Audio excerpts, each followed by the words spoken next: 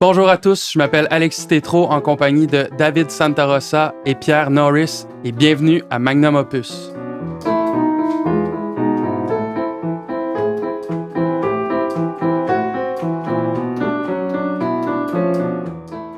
Bonjour, ici Alexis de Magnum Opus. Notre projet est lancé depuis quelques temps déjà et si vous voulez nous soutenir, différentes avenues s'offrent à vous. D'abord, vous pouvez tout simplement cliquer sur le bouton s'abonner en dessous de la vidéo. C'est gratuit et ça nous donne un énorme coup de main. Ensuite, on a mis en ligne une plateforme Patreon sur laquelle il y a différents abonnements mensuels et on a aussi mis en ligne une cagnotte GoFundMe. Tous les détails dans la description de la vidéo. Alors, au nom de Pierre, David et de moi-même, merci et à bientôt. Alors, messieurs, bonjour. Bonjour. Je vais lancer les hostilités en faisant un énorme mea culpa, mea maxima culpa, parce que aujourd'hui, nous allons parler de Frankenstein de Mary Shelley, livre proposé par vous deux ou un de vous deux. C'était Pierre. C'était Pierre. C'est vrai, c'est mon idée. D'accord. Et il est fier. Je suis fier de mon idée. Et ça me disait rien qui vaille. Mais rien du tout, là. J'ai comme... la science-fiction, j'en lis pas, ça ne m'intéresse pas. Là, j'ai fait une petite recherche rapide, j'ai lu que c'était classé comme un livre gothique et d'horreur. J'étais comme, oh mon Dieu, messieurs, vous me torturez. Et sans blague, j'ai adoré ma lecture. C'était une excellente lecture. J'ai tout aimé du livre, même, là, c'est superficiel, mais pas tant que ça. La couverture, qui est vraiment très bien et qui est tirée d'un manuel d'anatomie de 1690. Enfin, bref, c'est un détail, mais j'ai tout aimé de ce livre. Puis je connaissais un peu l'histoire de Frankenstein comme tout le monde, parce que, bon, on va en parler de la diversité de ce mythe qui s'est répandu dans la culture populaire et moins populaire, là, mais je connaissais rien du livre, je connaissais rien de Mary Shelley. Puis je me suis plongé dans le livre, dans sa vie à l'auteur, dans plein de choses qui tournaient autour du livre. Puis les 3 dernières semaines ont été très, très enrichissantes. Alors merci, Pierre. De rien. Je dois dire que je suis quand même fier de mon coup dans ce cas-là. Je suis assez content que tu l'aies aimé. Je sais pas, toi, c'était quoi ton a priori sur le livre? En fait, on connaît deux choses de cette histoire-là. C'est-à-dire qu'on connaît que c'est un monstre. Puis là, on a l'image justement avec les espèces de boulons, là, puis l'électricité, puis tout ça. Et on connaît le nom. Et c'est essentiellement ça. Moi, c'est ça qui m'a frappé en lisant le livre, c'est à quel point l'histoire, c'est une histoire très riche. Moi aussi, j'ai adoré ma lecture. Et c'est vraiment différent de ce qu'on sait, de ce qu'on s'imagine sur l'histoire. Donc, c'est vraiment... c'est ça, tu commences ta lecture sur un malentendu, en fait. Ouais, c'est bien. Donc, lecture vraiment intéressante, moi aussi.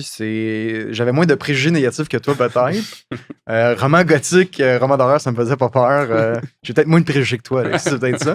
Tellement plus vertueux. Ouais, voilà, exactement. Donc oui, vraiment, j'ai adoré, vraiment.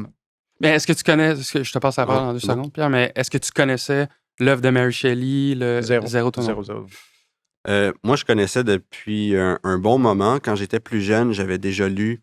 C'était comme une brique qui réunissait en un seul livre une version adaptée de Frankenstein de Shelley, Dracula de Bram Stoker, puis Dr. Jekyll et Mr. Hyde de Stevenson.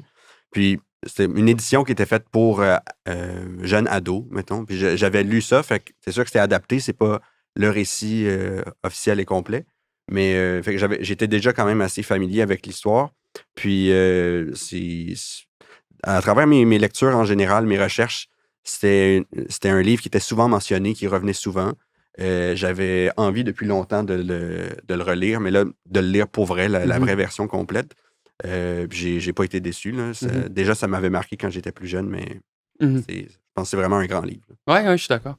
Puis juste pour dire à quel point ça peut nous mener vraiment très, très loin, parce que le titre peut sembler être Frankenstein tout court, mais le vrai titre, c'est Frankenstein ou le Prométhée moderne.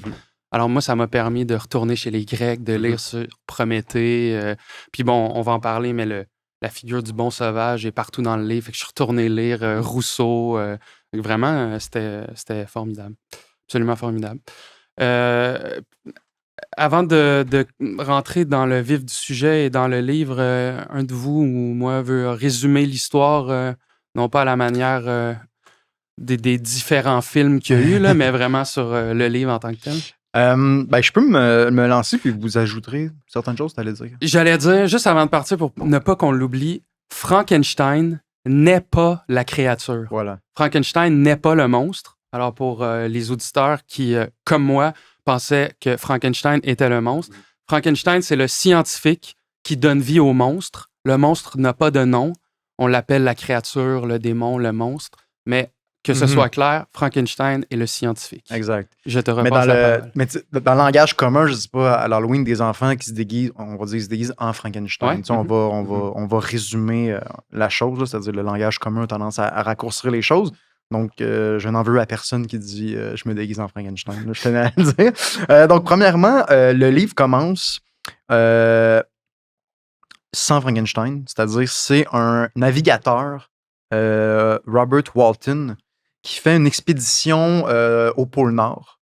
Donc, qui veut lui aussi, et on en reparlera sans doute, là, un peu repousser les limites humaines en quelque sorte. Et lors de son expédition, il tombe sur deux personnes, un géant au loin, et il va aussi voir Frankenstein un peu plus tard. Et donc, il va prendre Frankenstein avec lui, et Frankenstein va raconter son histoire à ce moment-là. Donc, Frankenstein qui raconte grosso modo sa vie, qui va s'intéresser à la philosophie naturelle, donc les sciences, des formes aussi d'alchimie en quelque sorte, hein, donc des sciences à la fois science et magie en quelque sorte. Et il va raconter qu'il va créer le fameux monstre. Et c'est là que c'est intéressant, c'est-à-dire que ce sont des récits enchâssés, il y a comme des relais de narration, c'est-à-dire qu'au début, c'est Robert Walton qui raconte son histoire, ensuite c'est Frankenstein, ensuite c'est le monstre lui-même qui va raconter son histoire, pour ensuite revenir à Frankenstein, pour ensuite revenir à Walton à la toute fin qui raconte sa vie. Donc, je ne sais pas si on va plus dans le détail que ça, dans le résumé? Ou... Ben, on peut dire que quand Frankenstein raconte son récit, il raconte comment il a créé un monstre de toutes pièces, puis l'histoire commence. D'ailleurs, je voulais vous demander comment vous avez trouvé l'enchevêtrement des histoires? Moi, j'ai pas eu de problème du tout à me retrouver. Je sais que, en général, peut-être qu'il y en a qui vont être repoussés par ce genre de livre-là où il y a un récit dans le récit dans le récit, puis ça peut être complexe, mais j'ai trouvé que c'était assez bien construit, pour ma part. Pareillement, c'est-à-dire que c'est pas juste un effet de style, là, c'est-à-dire qu'à mon sens, il y a vraiment un objectif derrière ça, c'est-à-dire que Walton ressemble beaucoup à Frankenstein, et Frankenstein, ben, c'est pas le monstre, mais il y a quand même des parallèles à faire entre lui et le monstre. C'est sa créature. Exactement. Donc, clairement, il y a une utilité vraiment au récit. C'est pas juste une espèce de trip d'auteur. Là. Il me semble qu'il y a vraiment une utilité au récit là-dedans. Là. Ben moi, un petit bémol. Ça m'a pas dérangé du tout, mais j'avoue que quand on lit sur l'histoire de Félix, Agathe et du père, on est quand même rendu dans du Félix, Agathe, le père, raconté par la créature, raconté par Frankenstein, rapporté par Walton. Enfin, c'est T'as raison, mais ça, il y a un chapitre à un moment donné, c'est un peu long. Là. Pas que c'est impertinent, mais c'est un petit peu long. Je suis d'accord. Mais je sais à quoi tu fais référence. Sinon, est-ce que vous voulez vous lancer dans un sujet en particulier? Quelques mots sur Mary, peut-être? Moi, ça me dirait... Ouais, je pense que c'est quand même important aussi de parler de Mary Shelley. C'est une vie complètement rocambolesque. Je ne sais même pas comment qualifier la vie de cette femme-là. Là. Plus romanesque que son roman. Probablement, oui. En gros, elle est née en 1797, décédée en 1851. C'était la fille d'un couple assez important dans le monde littéraire, philosophique. Son père, William Godwin, qui était un philosophe presque pré-anarchiste, ou en tout cas qui annonçait l'anarchisme. Libertaire. Sa mère, Mary Wollstonecraft, qui est une des premières philosophes féministes. qui a écrit à la fin du 18e siècle là, un livre Vindications of the Right of Women. Défense du droit des femmes ou défense des droits des femmes, enfin. C'est ça, exact. Tout ça dans le contexte de la Révolution française puis les impacts Ouais. que ça avait en Angleterre. Mhm. Donc, elle vient de cette famille-là. Mais, Oui, vas-y. Est-ce que je peux dire quelques mots sur la vie de sa mère Oui, aussi, vas-y. qui est aussi parce que, formidable? mais il faut quand même souligner qu'elle n'a pas connu sa mère. Non, Exact. sa mère, dis-je, est morte en couche, mais elle, Wollstonecraft, je l'ai eu, vie incroyable aussi, naît dans une famille classe moyenne avec le père alcoolique. Vers 16 ans, elle quitte. Elle finit par s'intégrer au monde littéraire londonien. Elle apprend le français, elle apprend l'allemand. Elle se met à écrire. Une grande lectrice de Rousseau, elle n'a pas connu sa fille, mais sa fille était aussi une grande lectrice de Rousseau. Bref, en pleine Révolution française, elle s'en va à Paris pour écrire un livre sur la Révolution. Elle rencontre un aventurier américain qui a fait la guerre d'indépendance. Finalement, le type la rend complètement malheureuse. Elle fait 2 tentatives de suicide. Finalement, elle rencontre Goodwin. Moi, c'est Godwin, non? Godwin, G-O-D. ouais. Elle rencontre Godwin, finalement, elle tombe éperdument amoureuse de lui et vice-versa. Godwin, qui était un libertaire, qui voulait l'abolition du mariage, finalement, décide de la marier pour la protéger, disait-il. Parce que oui, à l'époque, avant que l'on considère le mariage comme une prison pour les femmes, dans ces époques-là, le mariage était au contraire une protection pour les femmes. C'est comme ça qu'il le légitimait. Il disait oui, je suis contre le mariage, mais j'aime tellement cette femme et ses enfants que je ne peux m'imaginer ne pas leur offrir une protection juridique. Bref, parenthèse fermée. Mais déjà, la vie de la mère, moi, je la trouve absolument fascinante. Oui. Puis de plus en plus étudié et revisité aujourd'hui. Wollstonecraft? Oui, exact. Dans les départements de sciences politiques, là, de plus en plus, quand on va étudier des textes classiques, son fameux livre sur les droits des femmes est souvent rajouté maintenant dans le corpus. Probablement, c'est une œuvre oubliée ou laissée de côté, mais maintenant, sa place lui est redonnée. 1792, le livre, quand même, c'est bien avant la première vague en effet. féministe. Ouais. Alors, tout à fait. C'est avant-gardiste parmi les avant-gardistes. Exact. Oui, exact. tout à fait. Excuse-moi, Pierre. Non, ça va. Donc là, comme tu l'as dit, sa mère, la mère de Mary Shelley, Mary Goodwin à ce moment-là, sa mère meurt alors que ça fait 11 jours que Mary est née. Donc, elle va être élevée par son père qui lui donne une éducation libérale, une éducation critique très, très poussée. Elle lit plein de grandes œuvres classiques. Je pensais j'allais dire que c'était parce que c'était quand même autodidacte comme formation. Oui, c'est vraiment le père. Le père s'est passionné pour les récits pour enfants, pour les livres pour enfants, puis a comme créé une espèce de programme d'éducation morale et intellectuelle pour ses enfants. Puis ça a donné ça. En mars 1814, elle a rencontré le poète Percy Shelley, lui qui vient d'une famille aristocratique, qui est complètement en chicane avec sa famille, en rupture avec eux. Il connaît le père de Mary. C'est comme ça qu'ils se sont rencontrés, mais lui, il l'aime pas trop. Il y a une histoire de dette entre les deux. Mais là, Percy et Mary tombent en amour. Là, le père veut rien savoir de cette union-là, mais ils partent. Ils quittent ensemble. Ils amènent avec eux la fille de la deuxième femme de William Godwin. Donc là, ils partent à 3. Percy couche aussi avec l'autre fille, Claire.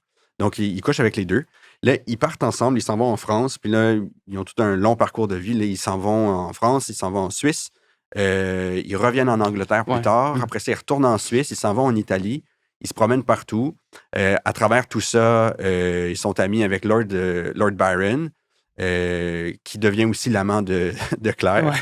Donc, ça bouge beaucoup. Puis il lui fait un enfant, même. Exact. Enfant que Byron répudie ou ne veut pas voir. Là, je me souviens plus trop, mais...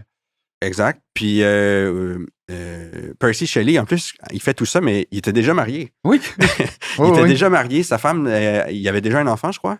Ou... Même 2. Enfin, il y avait un enfant et sa femme était Sa femme est c'est enceinte ça. et à ce moment-là, il part avec Mary qui a 16 ans. Oui. Faut-il le Mais souligner? il n'est pas tellement plus vieux non plus. C'est pas de l'ordre du...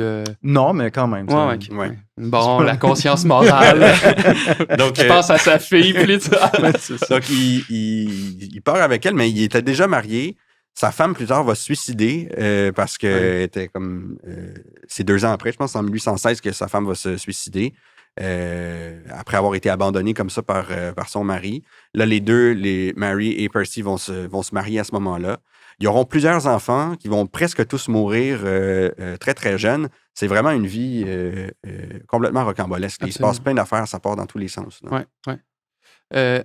Excuse-moi, J'allais dire David, vas-y. qu'il vivait hors mariage, ce qui était justement un peu hors norme, on va le Mhm. dire comme ça. Mhm. Parce que justement, il y avait vraiment une idée libertaire derrière ça, là, un peu dans la lignée du père aussi de Mary. Donc voilà. Moi, je voulais ajouter là-dessus. J'ai noté que Percy Shelley, s'était fait foutre à la porte de Oxford parce qu'il avait écrit un manifeste pour la nécessité de l'athéisme. OK. Puis là, il s'était fait mettre dehors de Oxford. Puis j'avais aussi noté, j'ai lu un livre d'une psychanalyste qui s'appelle Monette Vaquin sur Frankenstein. Et puis, elle a quelque chose comme 100 pages sur la vie de Shelley et l'entrecroisement de l'œuvre. Et ce qui ressort beaucoup, c'est que peu importe à quel point ils sont dans la dèche, peu importe à quel point ils ont faim, ils ont froid, ils ont la lecture. Mhm. Et peu importe, là, quand ils sont en France, ben, c'est la France ravagée par les guerres napoléoniennes. Quand ils sont en Suisse, ils n'ont pas une thune, ils sont pauvres.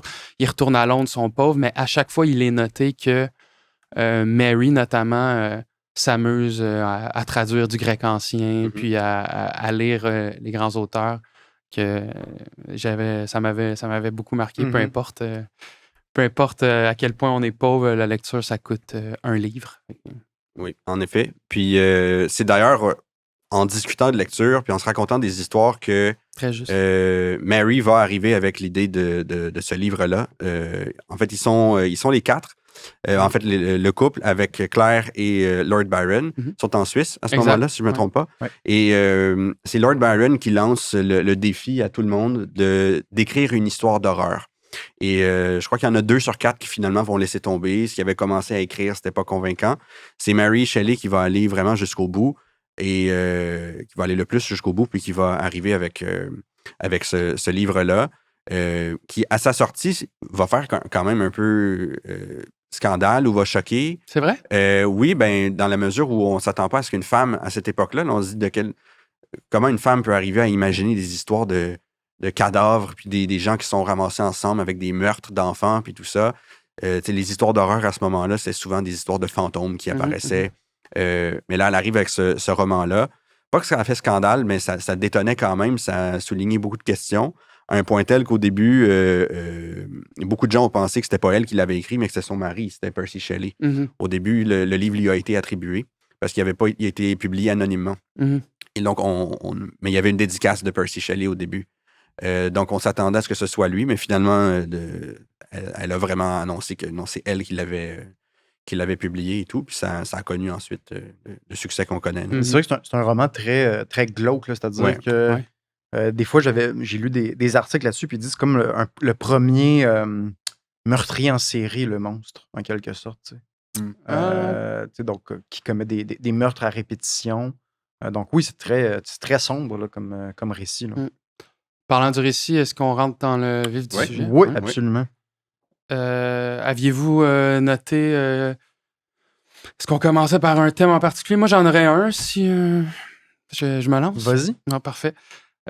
Moi, ce qui m'a frappé, notamment dans les premières pages, quand Walton raconte son espèce de parcours intellectuel et qui rencontre Frankenstein alors qu'il est dans le pôle Nord, il dit à un moment, quand il était jeune, il espérait un ami qui ne le jugerait pas pour son tempérament romanesque, parce que de mémoire, il aimait beaucoup les récits d'aventure et moins les choses plus conventionnelles.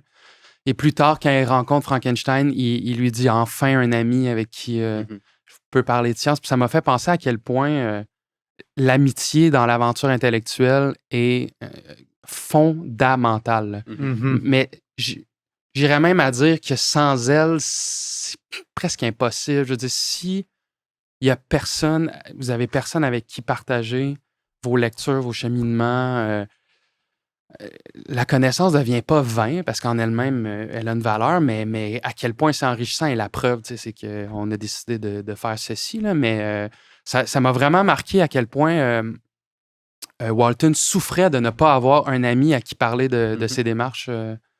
C'est vrai, puis en plus, je pense qu'on le voit avec tous les personnages dans le livre qui s'intéressent, qui se posent des questions comme ça, qui s'intéressent à la lecture. Walton, tu le disais, il est très content finalement de tomber sur Victor Frankenstein. Victor Frankenstein, lui, dans tout son parcours intellectuel, ses études, c'est son ami Henry. Clerval, oui. Exact. Ils n'ont pas exactement les mêmes centres d'intérêt. Clerval, lui, est très orienté vers les lettres, vers l'histoire, vers la politique, alors que Victor Frankenstein, c'est davantage des sciences naturelles, mais c'est quand même un compagnon de route, puis ils se partagent leur lecture, ils s'en parlent. Puis après ça, le monstre, qui finit par, quand il est libre, puis il se promène, puis il tombe sur une famille, puis là, il s'intéresse à leur lecture, puis là, on voit que la famille sur qui il tombe, eux, ils se lisent des choses ensemble. Ouais. Puis là, lui, il prend le livre, puis là, il s'éduque sur l'histoire mondiale, puis toutes sortes de choses comme ça.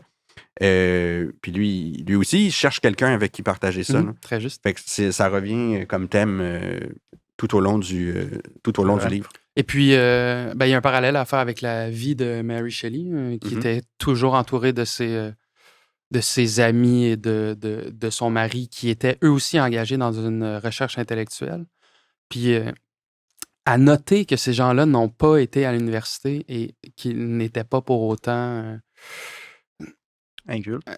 C'est le moins qu'on puisse dire, mais j'ai déjà écrit en quelque part que l'université servait surtout à se faire des amis pour poursuivre la réflexion en dehors des murs. Puis on dirait que je n'ai jamais été autant convaincu que en lisant ce livre-là, puis en lisant même la vie de Mary Shelley.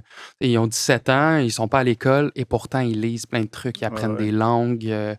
Et puis ça fait des déjà Percy Shelley est un grand poète, Byron aussi, Mary Shelley a écrit des grands livres. Donc de l'importance de l'amitié dans la démarche intellectuelle. Absolument. C'est fondamental. C'est fondamental. Oui, donc c'est Walton, Robert Walton. Hein? Donc je répète un peu, c'est qui, hein, juste pour bien situer. Donc c'est un homme qui veut aller au pôle Nord pour repousser un peu les limites des connaissances. Et là, il tombe sur Frankenstein. Et il y a des comparaisons intéressantes entre Frankenstein et Walton, je trouve. Et là, je suis à la page 79 de mon édition. Walton dit « La vie ou la mort d'un homme, dis-je, ne constitue qu'un prix modique lorsqu'il s'agit d'obtenir en échange la connaissance que je recherche, la maîtrise que je souhaiterais acquérir afin de la transmettre à la postérité pour le grand bien du genre humain. » Donc là, on a Walton qui est vraiment très ambitieux, qui veut repousser les limites. Et là, un paragraphe plus loin, il y a Frankenstein qui n'a pas encore raconté son histoire. Donc, comment il a créé le monstre, la créature. Il dit « Pauvre homme, partagez-vous donc ma folie. Avez-vous aussi absorbé l'enivrant breuvage? Écoutez-moi, laissez-moi vous raconter mon histoire et vous rejetterez la coupe loin de vos lèvres. » Hein, donc, c'est ça, c'est-à-dire que Frankenstein, il se voit en quelque sorte en Walton de dire « J'étais comme ça, moi, il n'y a pas si longtemps que ça. » Et tu vas comprendre ce à quoi ça l'a mené. C'est-à-dire un désastre. Voulais-tu renchérir, Pierre? Oui, moi, il y avait un autre passage sur Walton qui m'avait marqué aussi pour vraiment illustrer sa soif de connaissance, mais ça prend des proportions mégalomanes quasiment. Il y a la folie des grandeurs. Là. Puis moi, le passage qui m'avait marqué, c'était... Puis je vais pas tout lire, là, je vais sauter un petit peu. Peut-être pourrais-je donner corps à un millier d'observations célestes auxquelles il ne manquait que ce voyage pour que soient expliquées enfin les apparentes excentricités des planètes.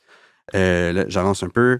Telles sont les séductions que j'éprouve. Elles me suffiront à surmonter toute crainte du danger et de la mort et à m'inciter à entreprendre ce difficile voyage avec la joie qu'éprouve un enfant lorsqu'il s'embarque sur un canot en compagnie de camarades de vacances pour entreprendre sur la rivière de l'endroit une expédition de découverte. Cependant, en supposant que toutes ces conjectures se révèlent chimériques, tu ne peux mettre en doute le bénéfice inestimable que j'apporterai à l'humanité jusqu'à la fin des temps en découvrant à proximité du pôle un passage maritime vers ces pays que nous mettons actuellement tant de mois à atteindre, et blablabla, puis il continue encore longtemps. Lui, il s'imagine qu'il va aller quelque part puis il va révolutionner le monde entier. Là. Mais je sais pas, est-ce que c'était l'époque tant que ça, fin 18e siècle? Parce que, enfin, je dis fin 18e siècle, mais les lettres sont datées de 1700, 3 petits points. Excusez. 1700, 3 petits points. On était encore dans... Est-ce qu'on était encore dans cette...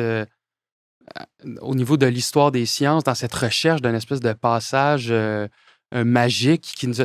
Il me semble que... Puis peut-être que je me trompe, mais il me semble que le passage vers les Indes ou le raccourci pour l'Amérique, c'est plus 17e siècle, non? Oui, exact. Non, t'as raison. Je pense que c'est vraiment plus sur le plan symbolique ici, là. Parce que, tu sais, on est dans le siècle des Lumières, donc, tu sais, vraiment, on mise beaucoup dans la raison, la science, l'idée de repousser, qu'il n'y a pas de limite. Et Walton vient incarner ça avec, oui, de la mégalomanie, et probablement que ça en prend un peu pour faire des découvertes en quelque sorte. Mais évidemment.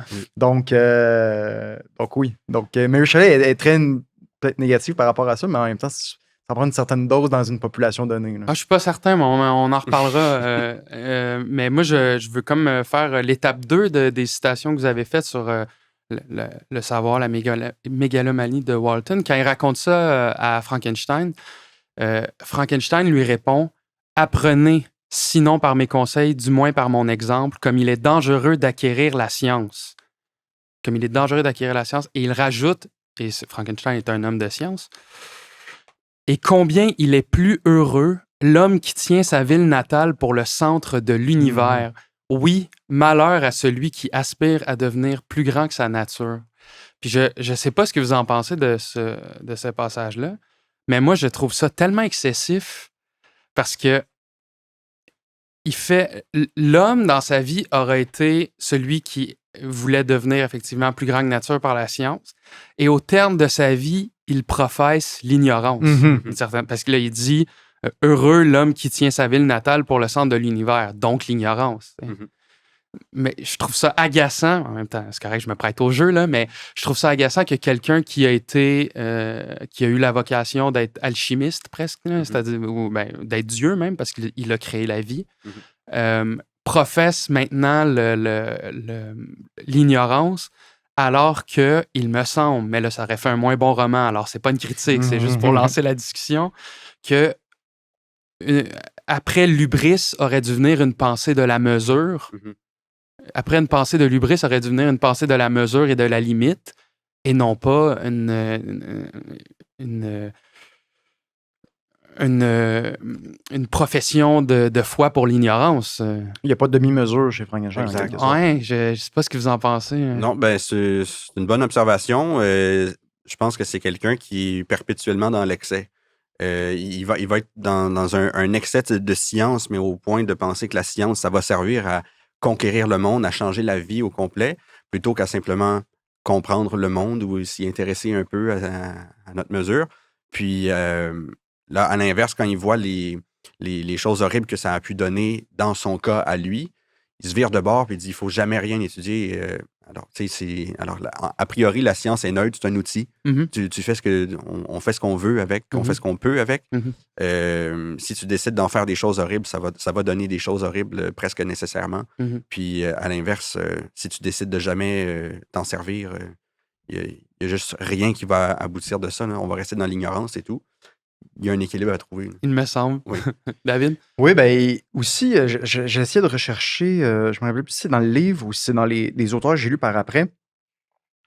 C'est l'idée de tabou, en fait. Et c'est pour ça que Frankenstein, justement, lui, il tombe dans l'excès. Et j'ai l'impression qu'à la lecture de Shelley, c'est davantage l'idée de dire, ben, dans une société, il y a peut-être des tabous, finalement, puis il y a peut-être la science qui ne doit pas se mêler de certaines choses, être conscient de ses limites. Et ça, évidemment, justement, c'est des époques des Lumières, révolution, liberté. C'est très difficile de dire on doit mettre une limite à la liberté. Parce que justement, quand on entend liberté, on entend automatiquement de dépasser les limites en quelque sorte, qu'il n'y ait pas de limite. Donc, c'est pour ça, là, c'est-à-dire le regard que porte Shelley aux Lumières il était un peu ambigu. Ouais, aussi. mais ça me fait penser, ce que tu dis, à un passage du livre de Monette Vaquin, dont j'ai pas dit le titre. Excusez-moi, c'est Frankenstein aujourd'hui, égarement de la science moderne. Elle dit que la morale, là, entre guillemets, là, elle dit pas que Frankenstein est un roman comme morale, mais bref, elle dit que la morale est que il y a qu'il est préférable d'apprendre par ce qu'elle appelle l'autre, c'est-à-dire par l'expérience humaine, que par l'expérimentation. Et puis, Frankenstein est l'incarnation de ça, c'est-à-dire créer un être humain se fait avec l'autre, se fait par la conception, par voie biologique et naturelle, donc par l'expérience humaine, c'est-à-dire rencontrer quelqu'un, etc. Alors que, au contraire, et ça donne des humains parfois bons, parfois mauvais, souvent médiocres, imparfaits, bref. Alors que le roman tourne autour d'une création par l'expérimentation. C'est-à-dire, là, j'ai créé de toutes pièces un monstre et ça a donné des catastrophes auxquelles nous viendrons sans doute, mais je sais pas, ça m'a fait penser à ça.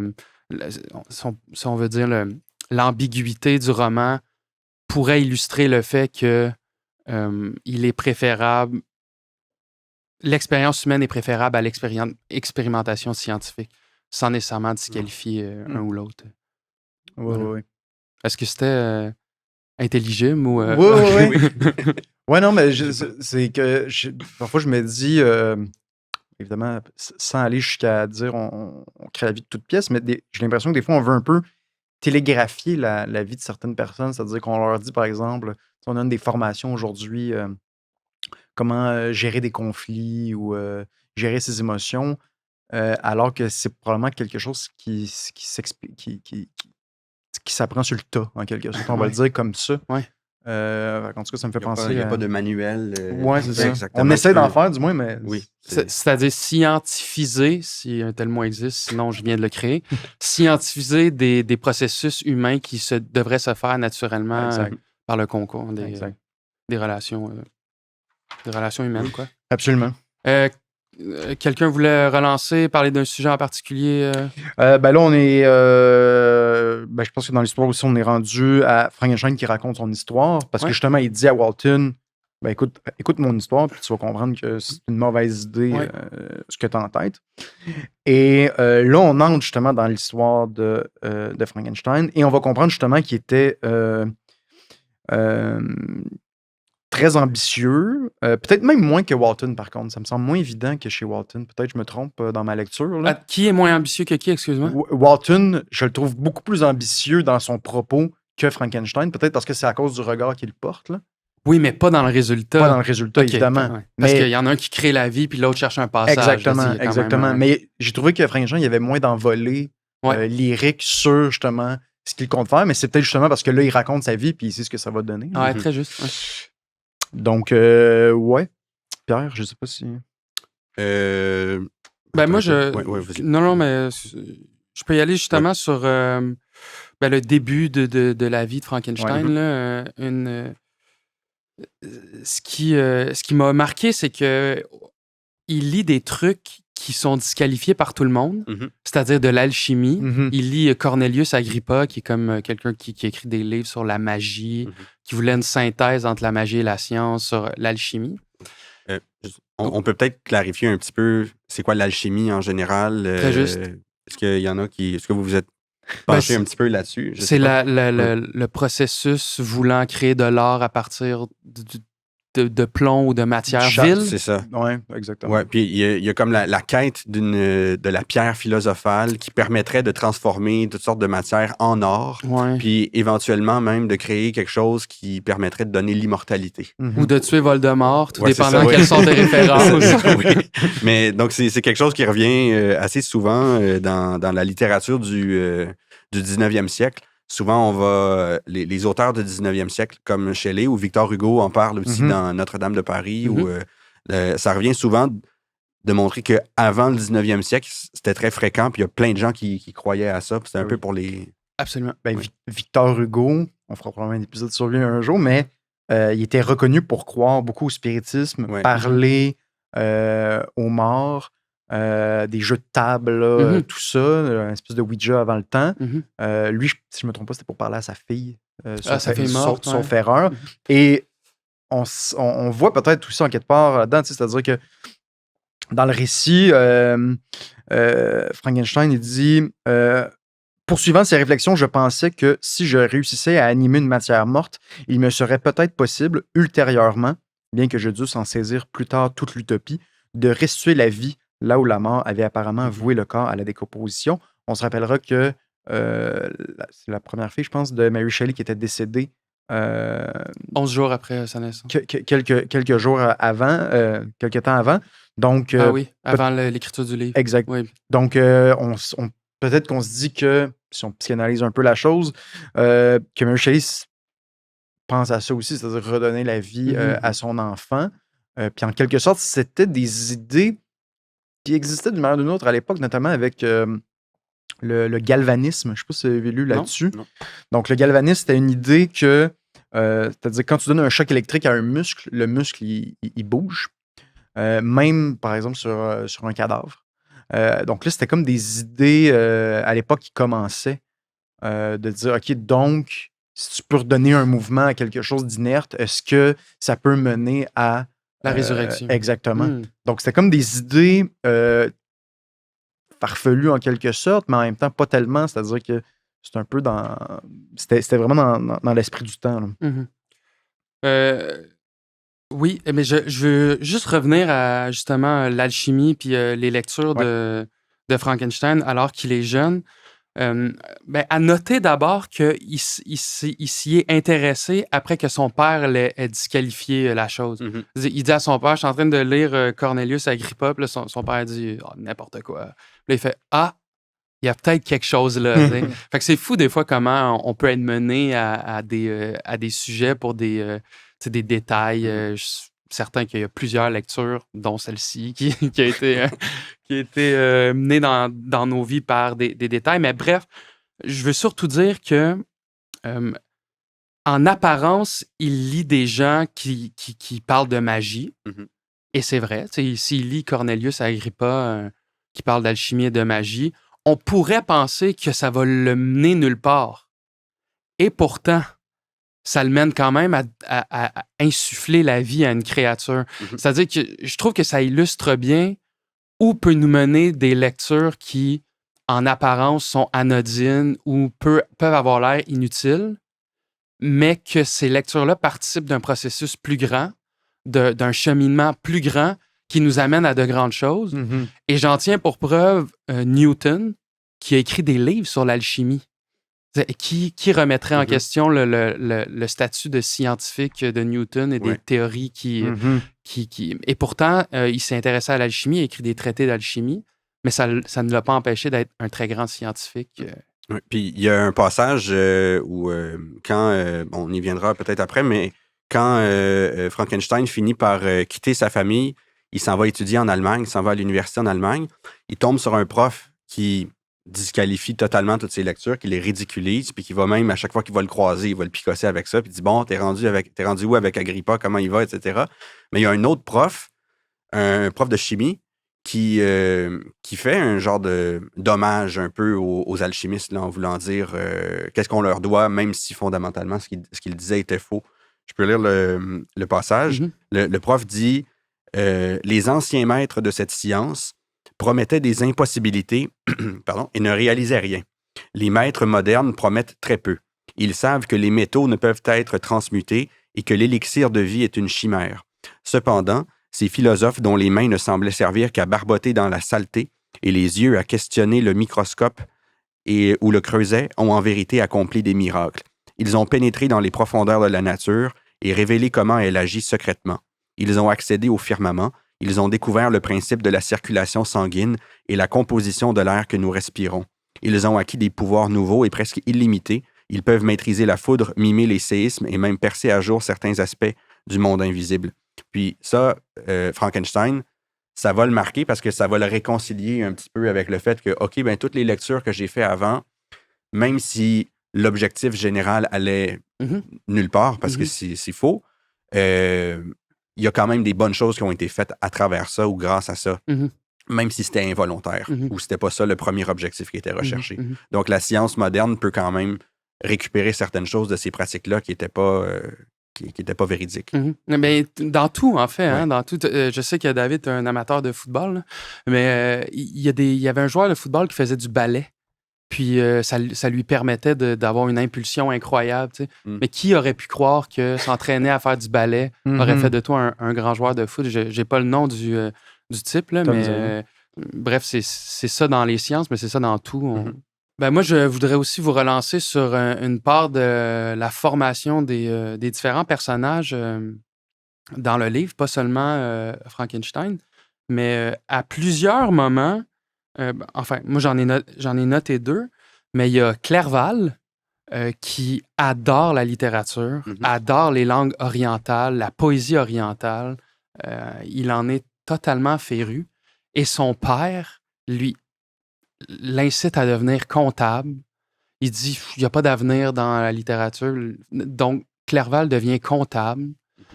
Évidemment, il déteste ça. Et à la première occasion qu'il a de rejoindre Frankenstein en Allemagne, à l'université, il y va, puis là, il vit sa passion. Tu sais, il adore.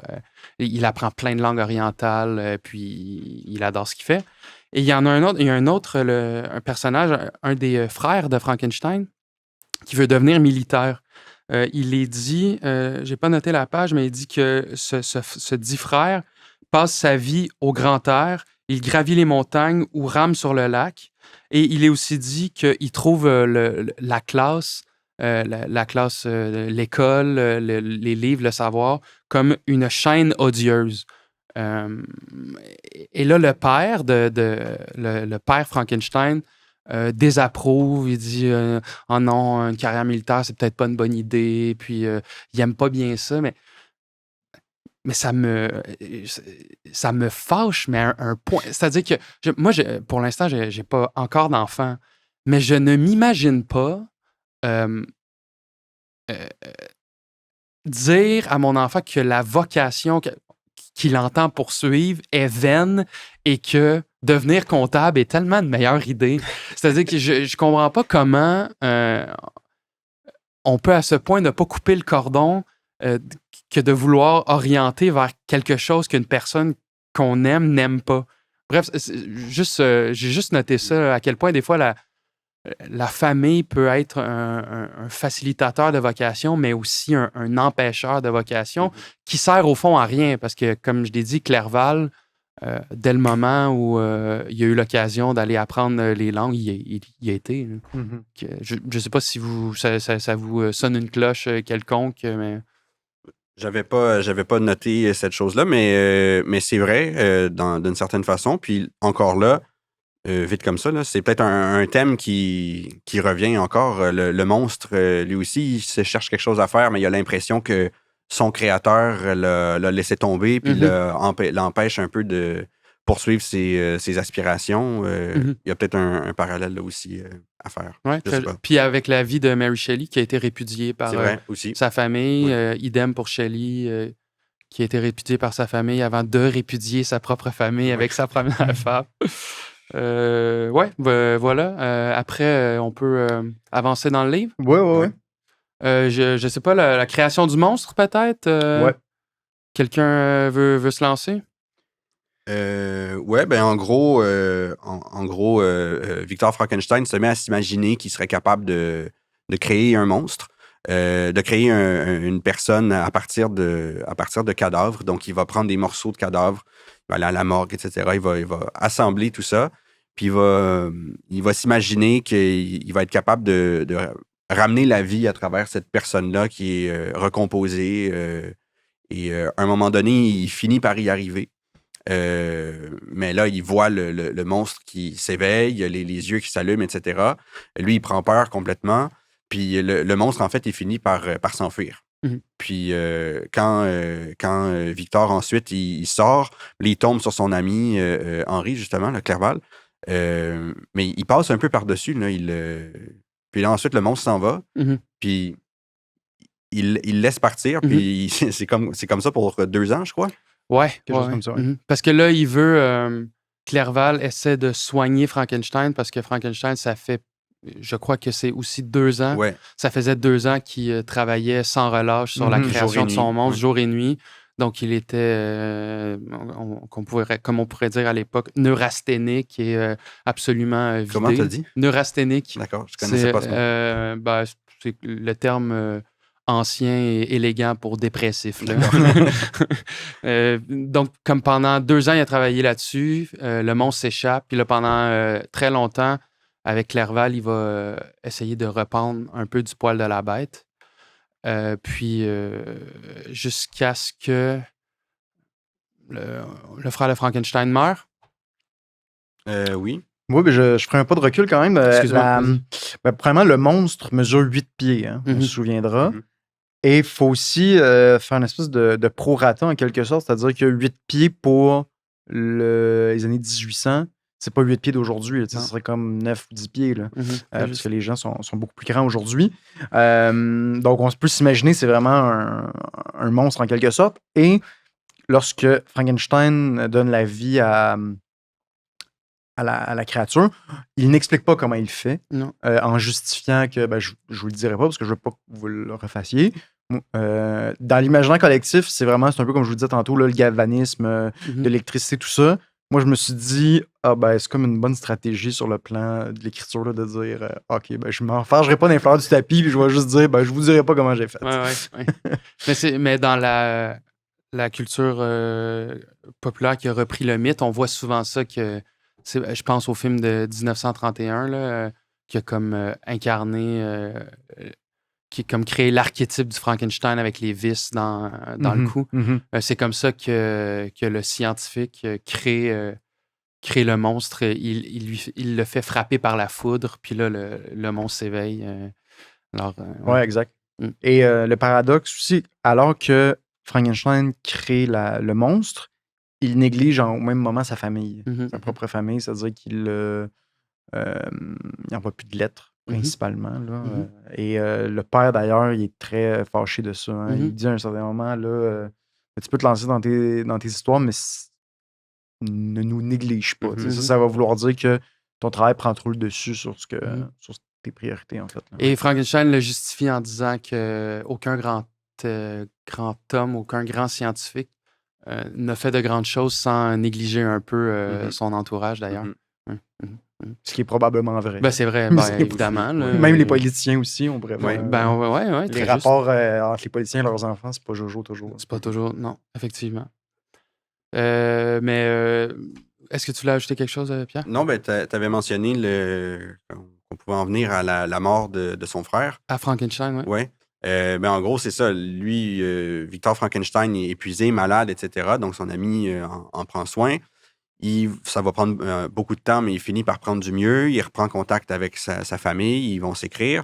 Puis, il prépare son retour en Suisse, parce qu'ils viennent de Suisse dans l'histoire. Je ne sais pas si on l'avait mentionné, là, mais Je crois pas. à la base, c'est en Suisse. Et mais il reçoit une lettre de son père qui lui annonce que son frère William a été tué, étranglé. Donc là, lui, ça le chavire complètement, évidemment. Ça détruit son monde. Et là, il va rentrer. Et il va se rendre à l'endroit où son frère a été tué. Mais là, dans la noirceur, il va apercevoir justement le monstre. Puis là, c'est là qu'il y a vraiment un premier contact entre les deux après les 2 ans qui se sont écoulés, là, après que le monstre se soit enfui. Mhm. Là, il y a un premier contact entre les deux. Mhm. Puis ensuite, il y a un premier contact. Il se passe le deuil, là, au fond. Là. Frankenstein fait son deuil. C'est un peu long, d'ailleurs, micro-critique. Là. Il y a quelques pages. Ouais. Et là, il va enfin rencontrer le monstre avec qui il va parler. Ouais. Et là, le monstre va lui raconter l'histoire de sa courte, mais intense et intéressante vie. Mhm. David? J'avais certaines choses à dire sur le deuil. Parce Ouais, qu'à mon je t'en prie. sens, on a déjà parlé des larmes dans ce balado, notamment en lien avec Achille. Et dans le livre, on compare à mon sens, les larmes masculines aux larmes féminines. Ou du moins le chagrin masculin versus le chagrin féminin. Et donc, Victor pleure énormément. Et son père lui dit finalement, ben, je comprends que t'es triste, mais... Et là, je vais lire l'extrait. Donc, nul ne pourrait chérir un enfant plus que je chérissais ton frère. Les larmes lui étaient venues aux yeux. Mais n'est-ce pas un devoir envers les survivants de veiller à ne pas accroître encore leur chagrin en manifestant une douleur exagérée? C'est d'ailleurs un devoir envers soi-même, car une peine immodérée supprime toute possibilité de consolation et de joie. Elle peut même empêcher celui qui s'y abandonne de s'acquitter des tâches quotidiennes sans lesquelles aucun homme n'est digne d'occuper une place dans la société. Donc, la différence entre le chagrin et le chagrin immodéré, en quelque sorte. Et à la page suivante, ou 2 pages plus loin, c'est Élisabeth, qui est...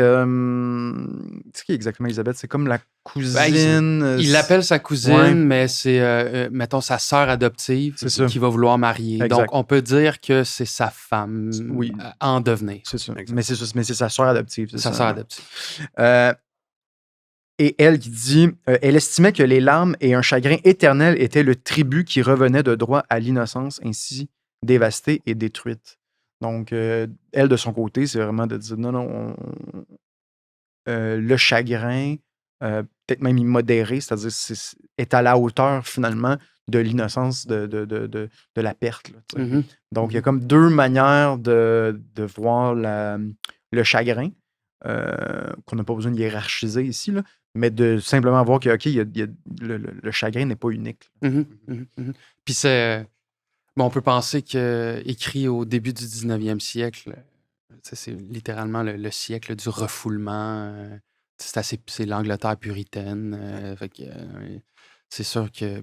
Et ça participe aussi de la biographie de Mary Shelley qui vient justement de perdre un enfant. Donc, je conçois très bien qu'elle Exact. mette sur papier les deux manières d'aborder le deuil qui la tiraillent. Mais Angleterre victorienne et tout ça, qui refoule les émotions, mais on n'est pas encore là, je pense, au moment où le livre va sortir. Elle, je pense que c'est aussi peut-être le lien là, avec le courant romantique, là, où là, on est plutôt dans l'exaltation des sentiments, puis de la vie intérieure, puis tout ça. Très juste. Et on est peut-être dans une période de transition entre les deux. Mais toujours est-il que on arrive au moment où Frankenstein rencontre sa créature et la créature lui raconte sa courte vie. Moi, c'est le passage que j'ai le plus aimé, c'est quand la créature raconte sa jeune histoire. J'ai trouvé ça délicieux, là, absolument délicieux, parce que ça montrait d'une certaine manière comment un adulte s'éduquerait s'il était né dans la trentaine, disons. Puisque Frankenstein a déjà la morphologie d'un homme, déjà le cerveau, si on peut dire, d'un homme. Et là, Shelley imagine comment un homme normalement constitué ferait son éducation. Bref, je ne sais pas pour vous, moi, j'ai trouvé ces chapitres-là très, très beaux. On ne l'a pas dit, mais c'est très, très bien écrit. Je ne sais pas si ça a rapport... En fait, je reprends. C'est sûr que ça a rapport avec la traduction. La traduction a été très, très bien faite dans mon cas, là, mais c'était vraiment très bien écrit. J'ai adoré. Je ne sais pas si ces chapitres-là, est-ce qu'ils vous ont inspiré, messieurs? Ah ben oui, ça c'est certain. Donc, c'est la créature qui se tourne vers son créateur et qui dit tu as des responsabilités à mon égard. Ce qui est quand même pas banal, parce que finalement, Frankenstein s'est lancé dans un projet sans trop réfléchir aux conséquences de ses actes. C'est un peu ça, je pense, une des lectures les plus fondamentales du récit. Là. Donc, l'homme rempli d'ambition, mais qui ne pense pas nécessairement à ses responsabilités suite à cette création-là, suite à ce projet, en quelque sorte. Et ça aussi, il y a des lectures féministes assez intéressantes que, du moins, on peut en faire une lecture féministe, à mon sens. Donc, Frankenstein, qui est un homme qui donne la vie, en quelque sorte, le fait, entre autres, par ambition, n'y réfléchit pas trop. Et je me disais, une femme ne peut pas être comme ça parce que, par exemple, lors d'une relation sexuelle, le risque est toujours présent chez la femme. Mhm. Et c'est elle qui porte le risque d'une manière ou d'une autre. C'est elle qui porte le risque de l'enfant, de la naissance, de potentiellement décéder, surtout à cette époque-là. Heureusement, aujourd'hui, c'est des choses qui arrivent vraiment, vraiment, vraiment moins. Mais c'est ça, c'est-à-dire qu'il y a quelque chose là-dedans, justement, que l'homme peut se permettre, après ça, on peut le critiquer, mais c'est quand même la réalité, c'est-à-dire qu'il peut se permettre justement d'avoir cette légèreté-là, puis de plus ou moins penser à la conséquence de ses actions, ce qu'une femme ne peut pas faire lorsqu'elle veut donner la vie, finalement. Ouais, c'est intéressant. Pierre? Mais puis c'est vrai qu'il prend complètement ça à la légère. Là. Lui, il se lance là-dedans, puis il arrivera ce qui arrivera. Puis le monstre, il s'enfuit après, puis lui, il laisse courir pendant 2 ans. Il l'oublie. Là. Il y a une absence totale de responsabilité face à ce qu'il venait de créer. Parce on peut imaginer que comme il ne l'a pas porté dans son corps, Ouais. il se ressent une indépendance presque totale, ouais. surtout qu'il a pris ses membres de défunts. Donc, Ouais, qu'est-ce que la création de la vie dans un laboratoire avec, je sais pas, dans la froideur d'un laboratoire, dans une démarche scientifique très, très rationnelle, c'est évidemment pas la même portée que de porter un enfant. Ouais, Exact. Ben moi, il y a un passage que j'ai trouvé absolument magistral quand la créature parle à son créateur. Bon, je sais pas si on doit résumer tant que ça, mais bref, la créature fait son apprentissage en regardant une famille qui est Félix, Agathe, Pierre, oui, je t'en Oui, mais même avant ça, la créature doit apprendre comment son corps fonctionne. Avant de développer son intellect, puis d'apprendre à parler et tout ça, il apprend comment fonctionne son corps, il apprend ses sens avec la pluie, avec l'herbe qu'il va toucher, etc. Donc, il développe ça en premier, puis il va se mettre à croiser des gens même, puis là, il va susciter évidemment l'horreur partout, là. Aussitôt qu'il va croiser des gens, les gens vont essayer de s'enfuir, vont crier, vont essayer de le battre, ils vont... Donc, il apprend comme ça à se cacher. Il ne sait pas trop pourquoi, mais il suscite ces réactions-là, de fait. Puis ensuite, oui, c'est là qu'il arrive, puis il va voir un peu, il va suivre un peu à distance une petite famille pauvre, il va suivre leur vie au quotidien, puis il va s'éduquer, disons, intellectuellement, socialement, culturellement avec eux. Et puis, justement, dans cette partie-là où il s'éduque plus intellectuellement, ça me permet de faire un plaidoyer pour la connaissance de l'histoire. Parce que Frankenstein, excusez-moi, la créature tombe sur un livre d'histoire et après l'avoir lu, il dit à quel point l'homme est puissant, vertueux, magnifique, mais aussi vicieux et bas. Je trouve que ça illustre très, très bien la vocation de l'histoire dans la connaissance du monde et de l'humanité. C'est-à-dire qu'après, je trouve qu'il est facile pour un sociologue et un philosophe de décréter la réalité sur le papier. C'est-à-dire, je sais pas, là, on va parler de Rousseau, mais Rousseau a décrété que l'homme à l'état de nature était bon, sans égard à la réalité, qui, on en discutera, mais qui n'est pas véridique. C'est-à-dire, l'homme est bon et mauvais de l'état de nature. Mais bref, le philosophe a l'avantage d'une certaine manière, prescrire la réalité, de dire quelle pourrait être, pour reprendre les termes de Fukuyama et Hegel, quelle pourrait être la fin de l'histoire, c'est-à-dire quand est-ce que l'humanité va être réconciliée. Mais je trouve ça intéressant que la créature, après avoir lu un livre d'histoire, comprenne que, d'une certaine manière, non. De tout temps, l'homme a été bon, de tout temps, l'homme a été vil, de tout temps, l'homme a été médiocre.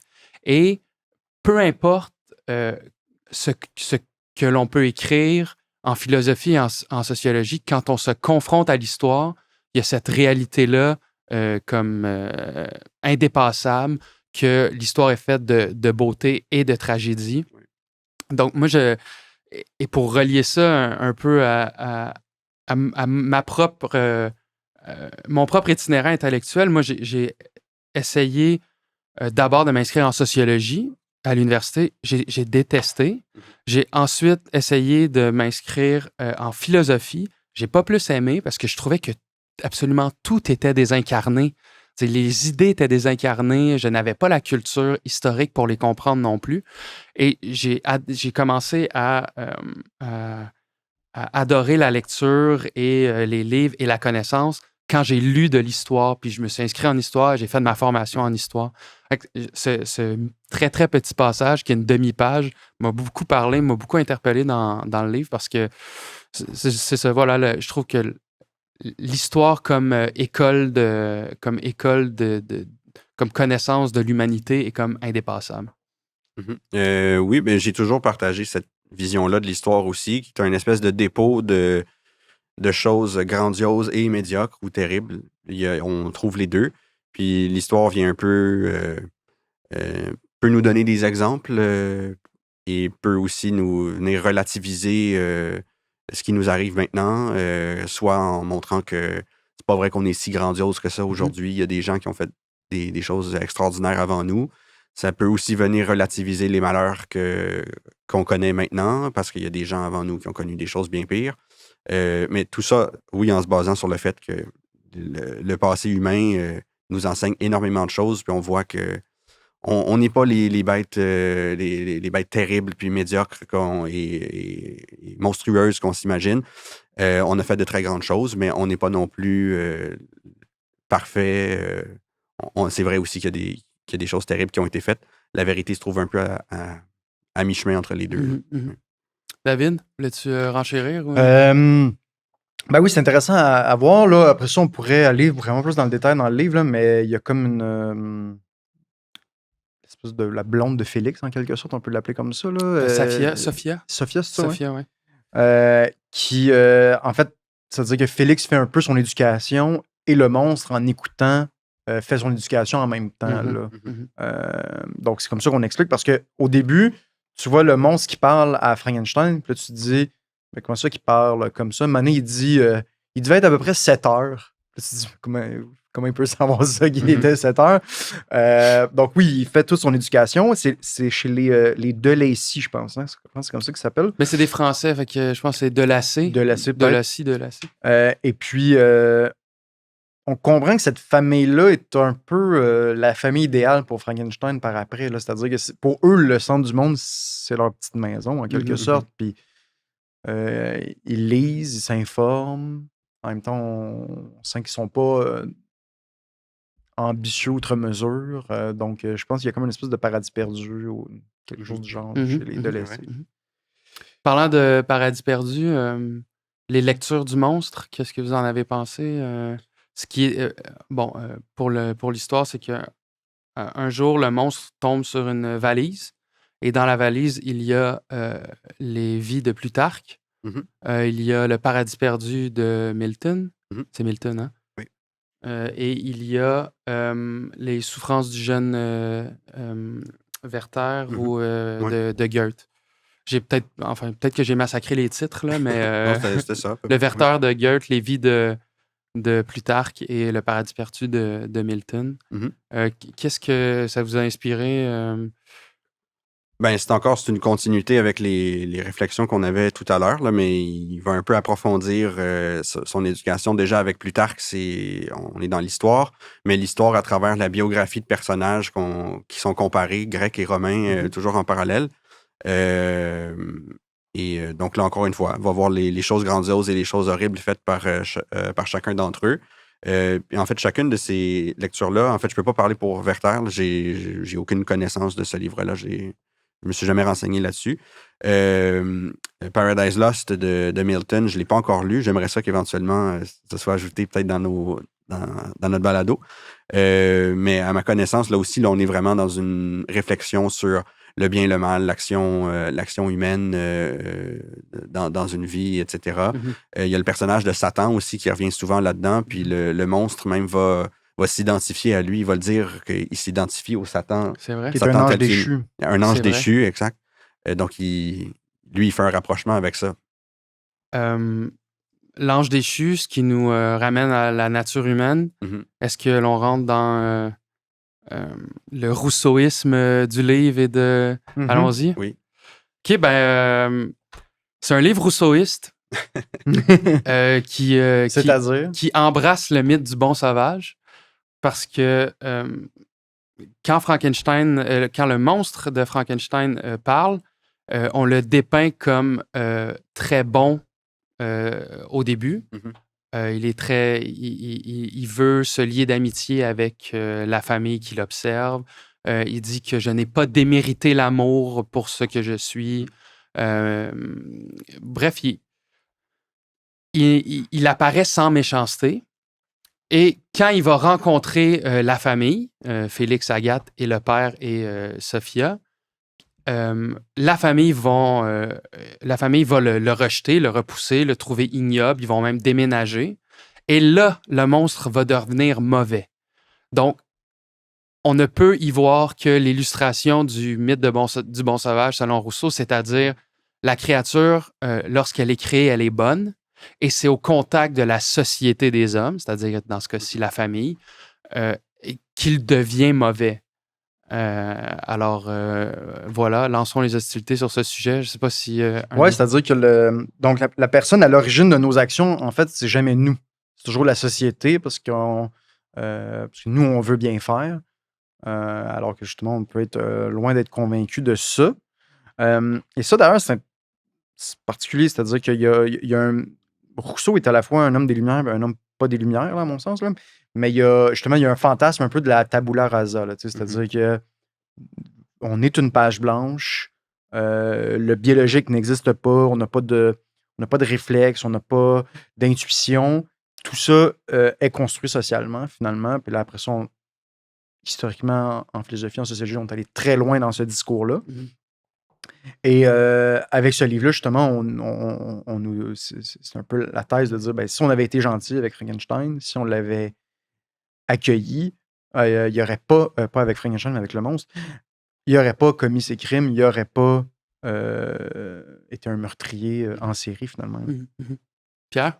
Oui. En même temps, on peut aussi se questionner sur... il y a peut-être une réflexion sur l'apport de la famille, puis juste le lien social. Au fond, ce que le monstre veut, en fait, lui, il reproche de ne pas avoir eu de père, il a été abandonné. Il a vu, en les espionnant, en les regardant un peu à distance, comment fonctionne une famille aimante, puis etc., où les gens se soutiennent puis se nourrissent dans leur lecture commune. Lui, il cherche un créateur, il cherche quelqu'un pour être avec cette personne-là. Il cherche une compagne, il veut une femme, puis Victor Frankenstein va finir par le promettre que oui, il va en faire une, mais après ça, il abandonne sa promesse. On en reparlera peut-être plus tard. Mais justement, là, ensuite, lui, le monstre, il va se fonder là-dessus pour dire, je vais me venger, puis je vais commencer à tuer tout le monde. Je pense qu'il y a à redire sur le lien que le monstre décide de faire. Mm-hmm. La société m'a rejeté, donc je me mets à tuer le plus de gens possible pour me venger. Je pense que c'est un peu court comme c'est un peu court, jeune homme. Oui, c'est ça. Mais en gros, c'est quand même vrai que le lien social, le fait de naître dans une famille avec des gens qui vont nous aimer, ça ne veut pas dire que ça sauve tout le monde. Puis tout le monde peut finir par dériver. Mais il y a quand même quelque chose là-dedans. Là. On est à la base un être des animaux politiques, sociaux. On a besoin de vivre en communauté, ce que lui n'a jamais connu. Il l'a toujours cherché, mais il ne l'a jamais eu non plus. Est-ce que le lien social sert aussi à nous apprendre ce qui se fait, ce qui ne se fait pas?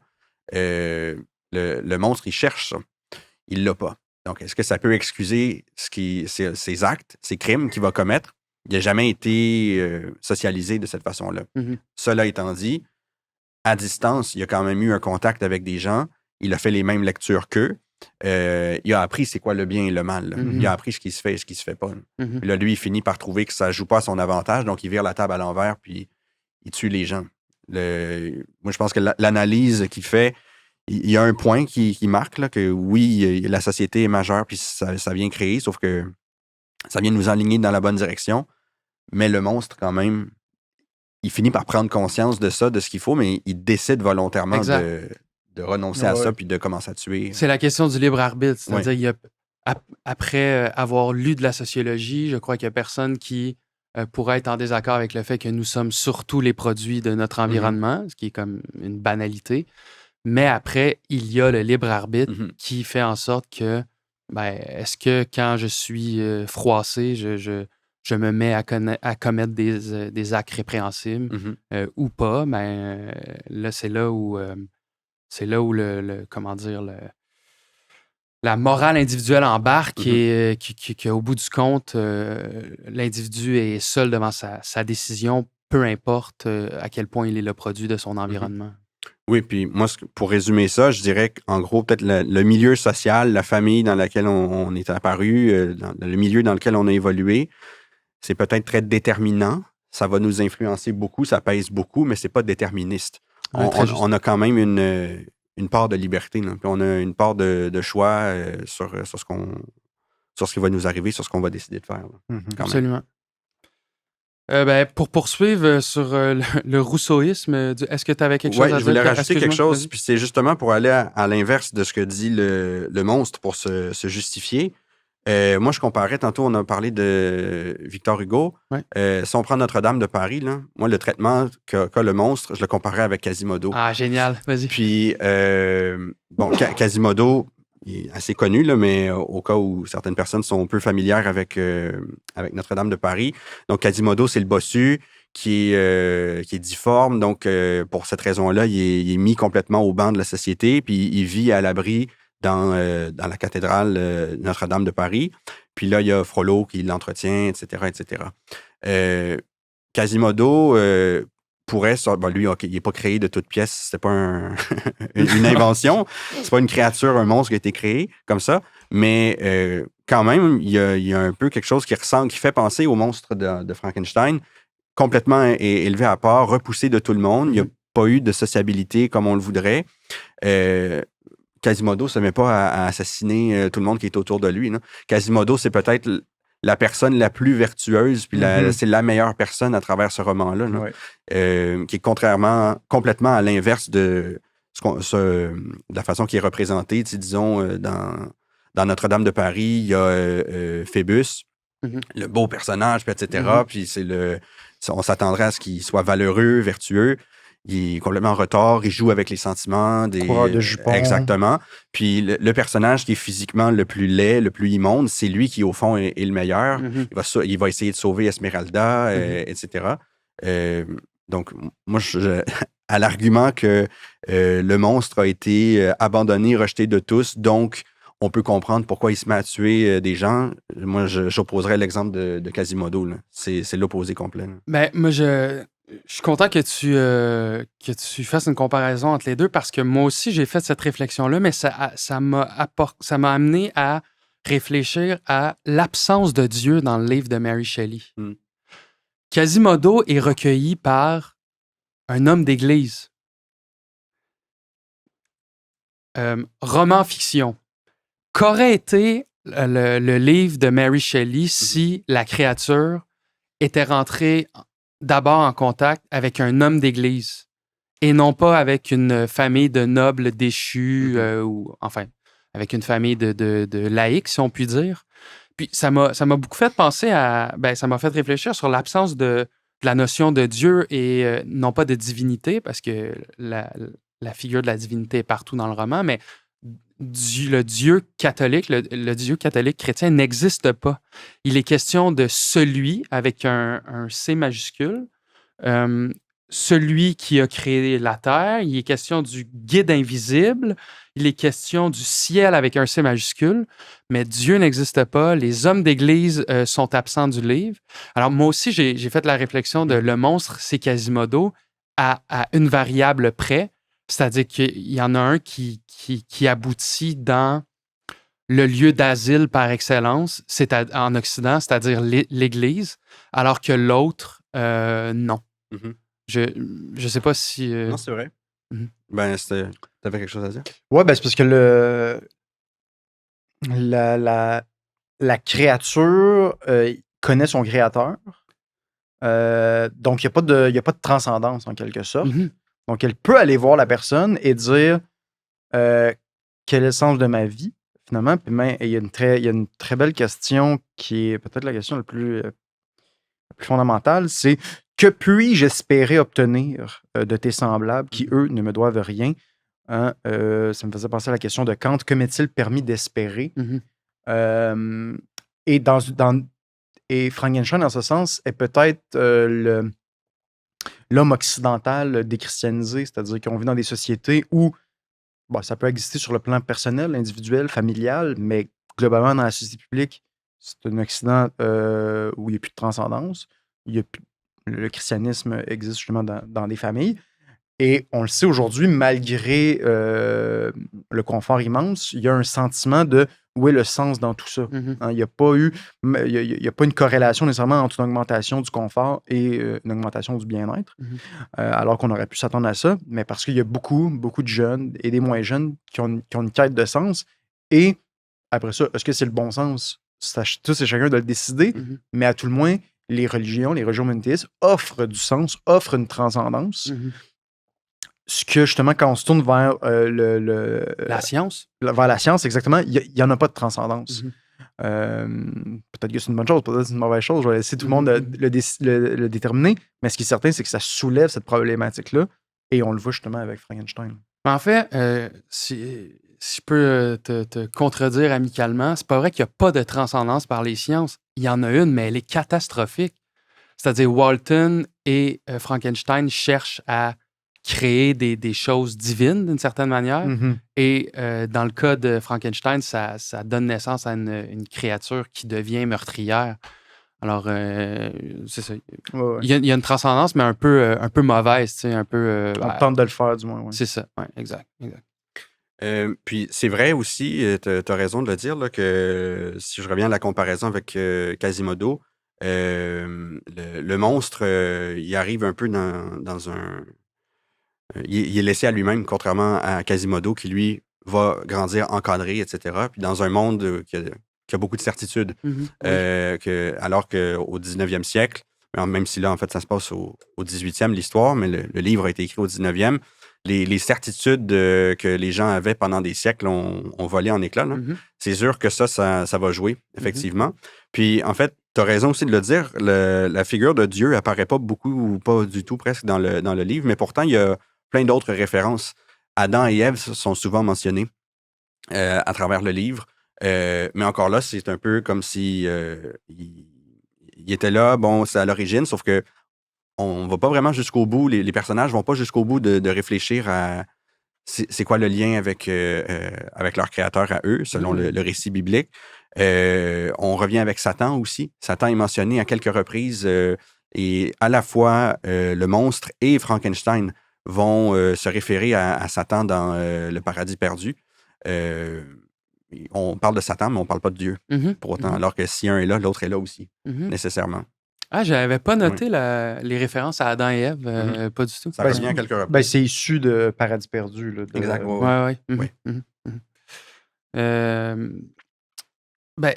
Est-ce que, pour revenir, si vous le voulez bien, ou à moins que vous ayez d'autres choses à dire, mais je reviendrai à Rousseau. Seriez-vous surpris d'apprendre que Mary Shelley lisait Rousseau quand... Non. Mais, bon, évidemment, parce qu'il y a le mythe du bon sauvage, là, mais il y a... La créature est ressemble beaucoup à l'homme dans l'état de nature. Rousseau, dans Discours sur l'origine des fondements de l'inégalité parmi les hommes, dit que l'homme, dans la nature, il dit « Je le vois sous le chêne, je le vois se rassasiant sous un chêne, se désaltérer au premier ruisseau. » Et dans Frankenstein, quand la créature arrive en forêt, il bouffe les fruits des chênes, il boit au ruisseau, puis il va être dit que c'est pas la meilleure nourriture, mais ça le contente parfaitement. Après ça, Rousseau dit que l'homme dans l'état de nature est parfaitement accoutumé aux intempéries de l'air et à la rigueur des saisons. Exercé à la fatigue et forcé de défendre, mais ça n'a pas rapport, mais tout ça pour dire, accoutumé aux intempéries de l'air et aux rigueurs des saisons, comme la créature.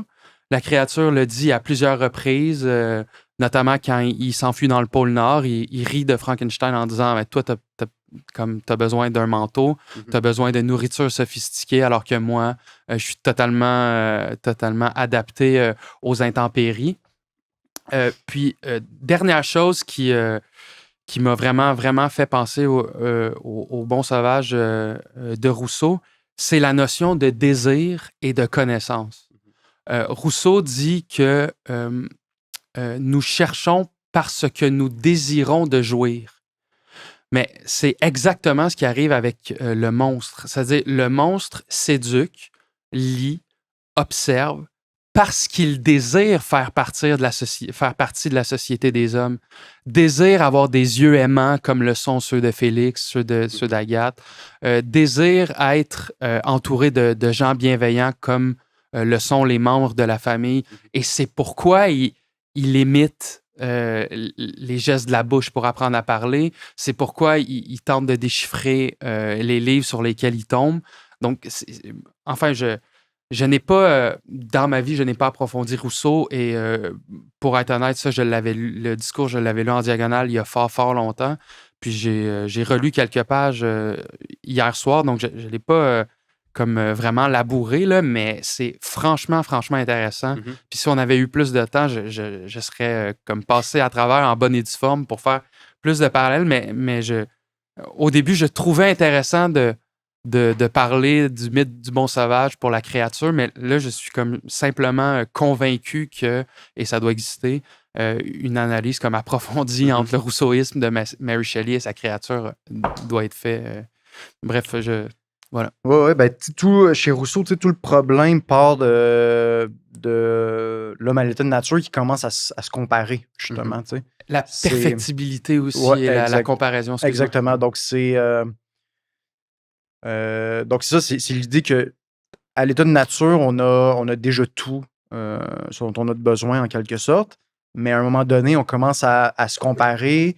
Si je ne me trompe pas, Rousseau, à un moment donné, il commence à dire on voit certaines personnes qui dansent mieux que d'autres. Donc, tu sais, le moindre détail, puis là, ça crée... justement, ça vient heurter notre amour-propre, ça vient créer du ressentiment.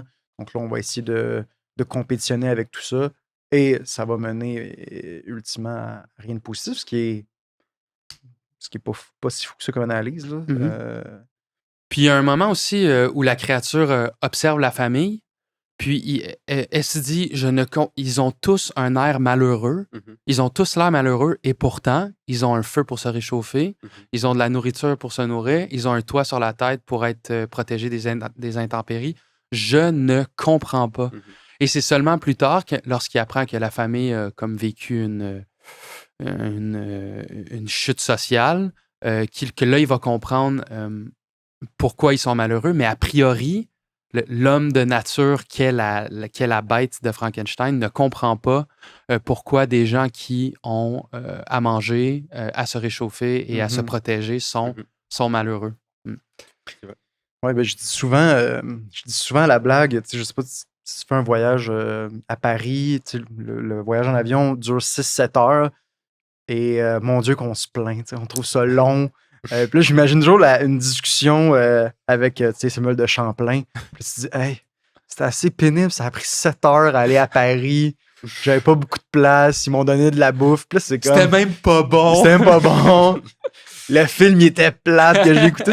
Là, tu te dis, ouais, c'est ça, hein, ça prend un petit pas de recul quand même pour essayer d'apprécier ce qu'on a.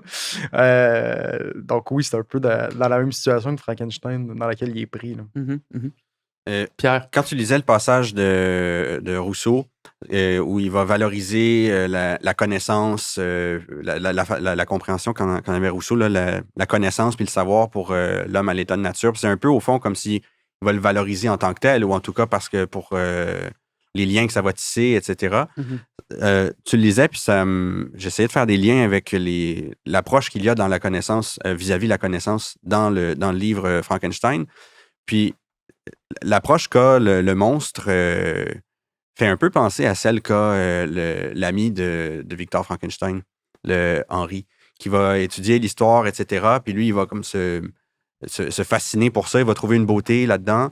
Il y a un peu, pour ces deux personnages-là, le monstre et Henri, il y a l'idée que la connaissance, c'est une fin en soi, puis que c'est beau en soi à étudier, alors que Walton et Frankenstein, eux, ont vraiment une approche pratique de la connaissance. Eux, ils vont étudier, mais ils vont vraiment y aller vers des trucs très concrets et ils ont vraiment un objectif après ça.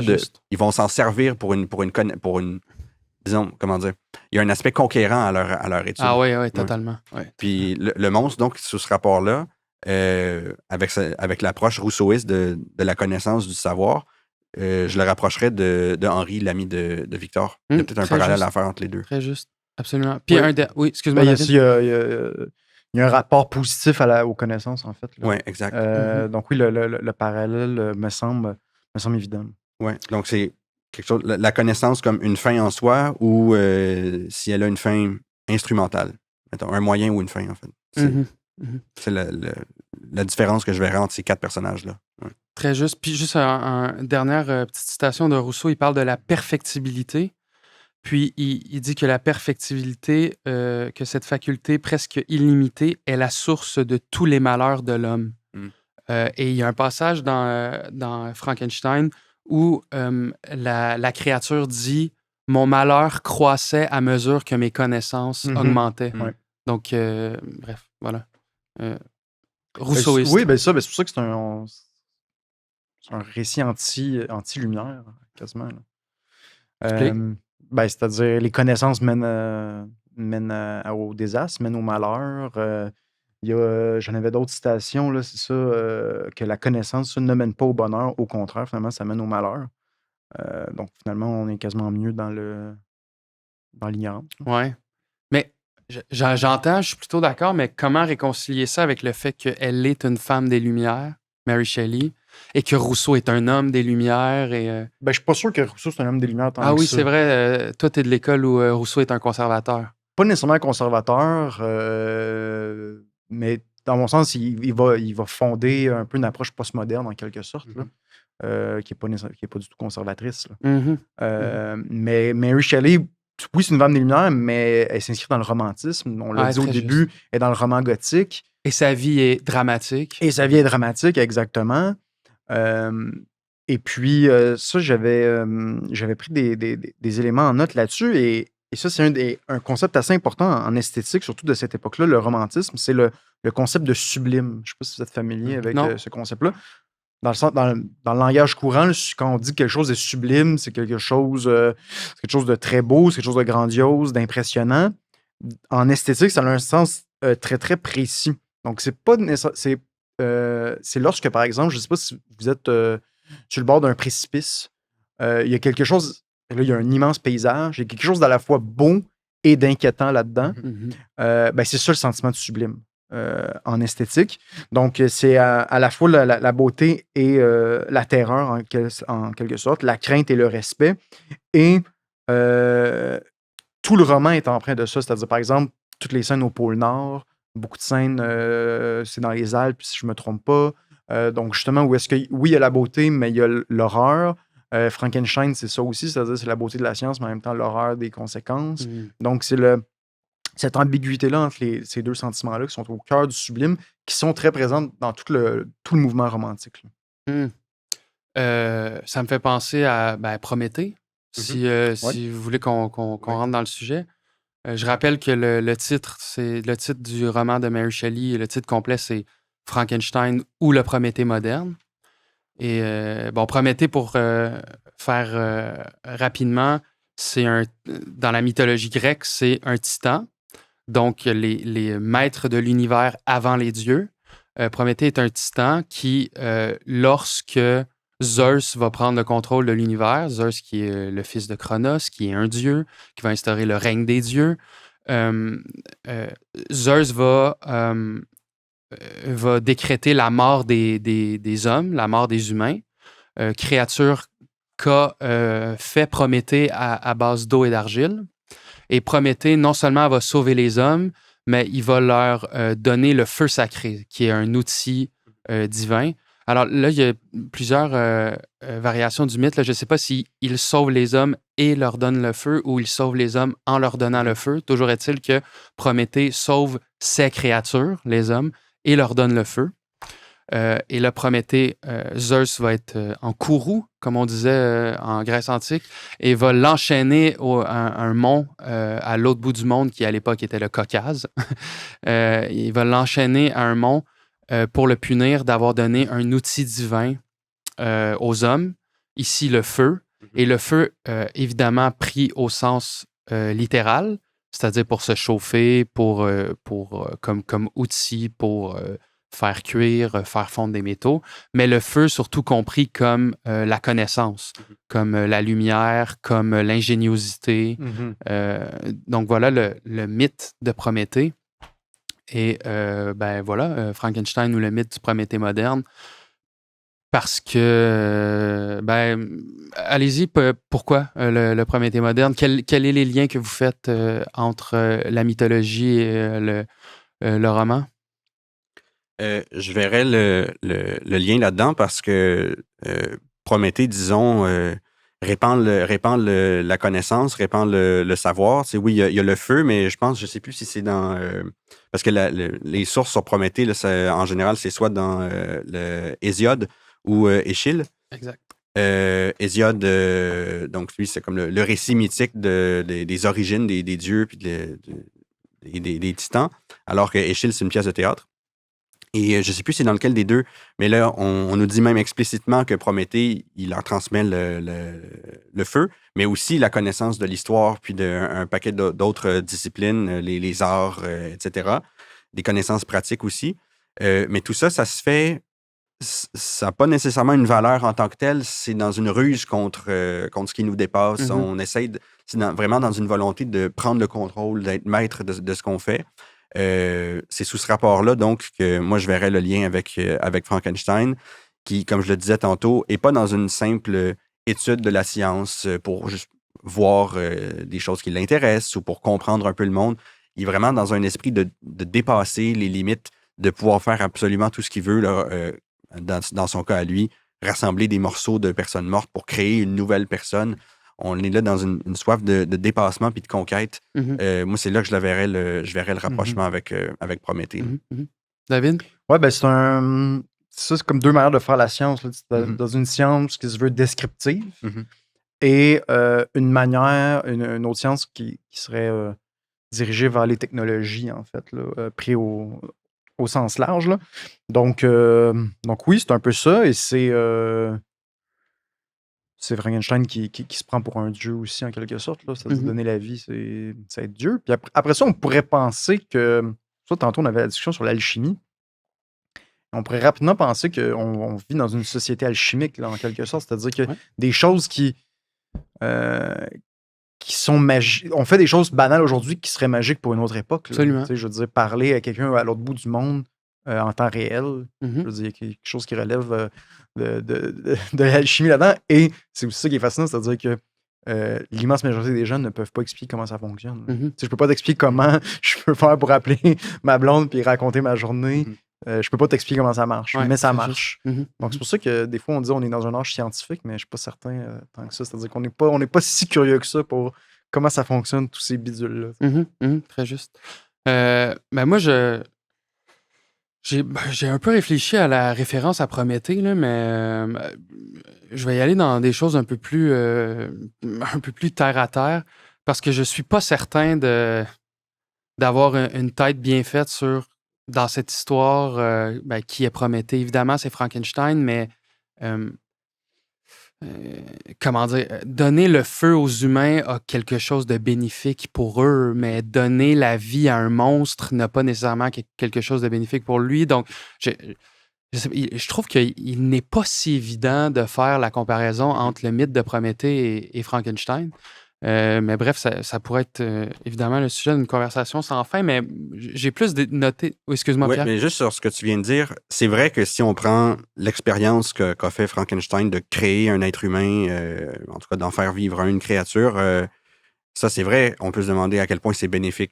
Mais il faut se rappeler c'était quoi l'intention à la base de Frankenstein, qui se dit, oui, OK, là, il est en train de faire ça, mais à terme, peut-être qu'il va être capable de redonner la vie. Très juste. Là, je pense que c'est ça son intention à lui. Là. Puis le monstre comme tel, peut-être qu'à ses yeux, c'est une étape dans son expérimentation plus large, là, dans un long processus. Parce que Non, Oui. vas-y. C'est parce que dans Échille, justement, Prométhée dit oui, j'ai délivré les hommes de l'obsession de la mort. Mhm. J'ai fait je leur ai fait présent du feu et de lui apprendront les arts sans nombre. Donc c'est vrai qu'il y a une notion de les délivrer de la mort d'une certaine manière, leur donnant la vie. Puis après, c'est vrai que tout dépend de ce que l'on fait du feu sacré, comme Frankenstein, tout dépend de ce qu'il a fait de sa science. Mhm. Mais bref, tout ça pour dire que les trucs que j'ai notés sur les références entre les deux histoires, c'est des trucs un peu anodins, mais qui sont quand même plutôt intéressants. Il y a beaucoup de références à la lumière comme savoir. Et puis, ça se passe dans une région montagneuse. C'est en Bavière et en Suisse, dans les Alpes. Donc, comme Prométhée était enchaîné à une montagne à l'autre bout du monde, selon la mythologie grecque, de même manière comme le Prométhée moderne est dans les montagnes à créer sa... Mais bon, comme je vous dis, c'est des considérations un peu plus mineures, mais il y a plusieurs références pour revenir au vocabulaire, beaucoup de références aux chaînes. Prométhée est enchaîné.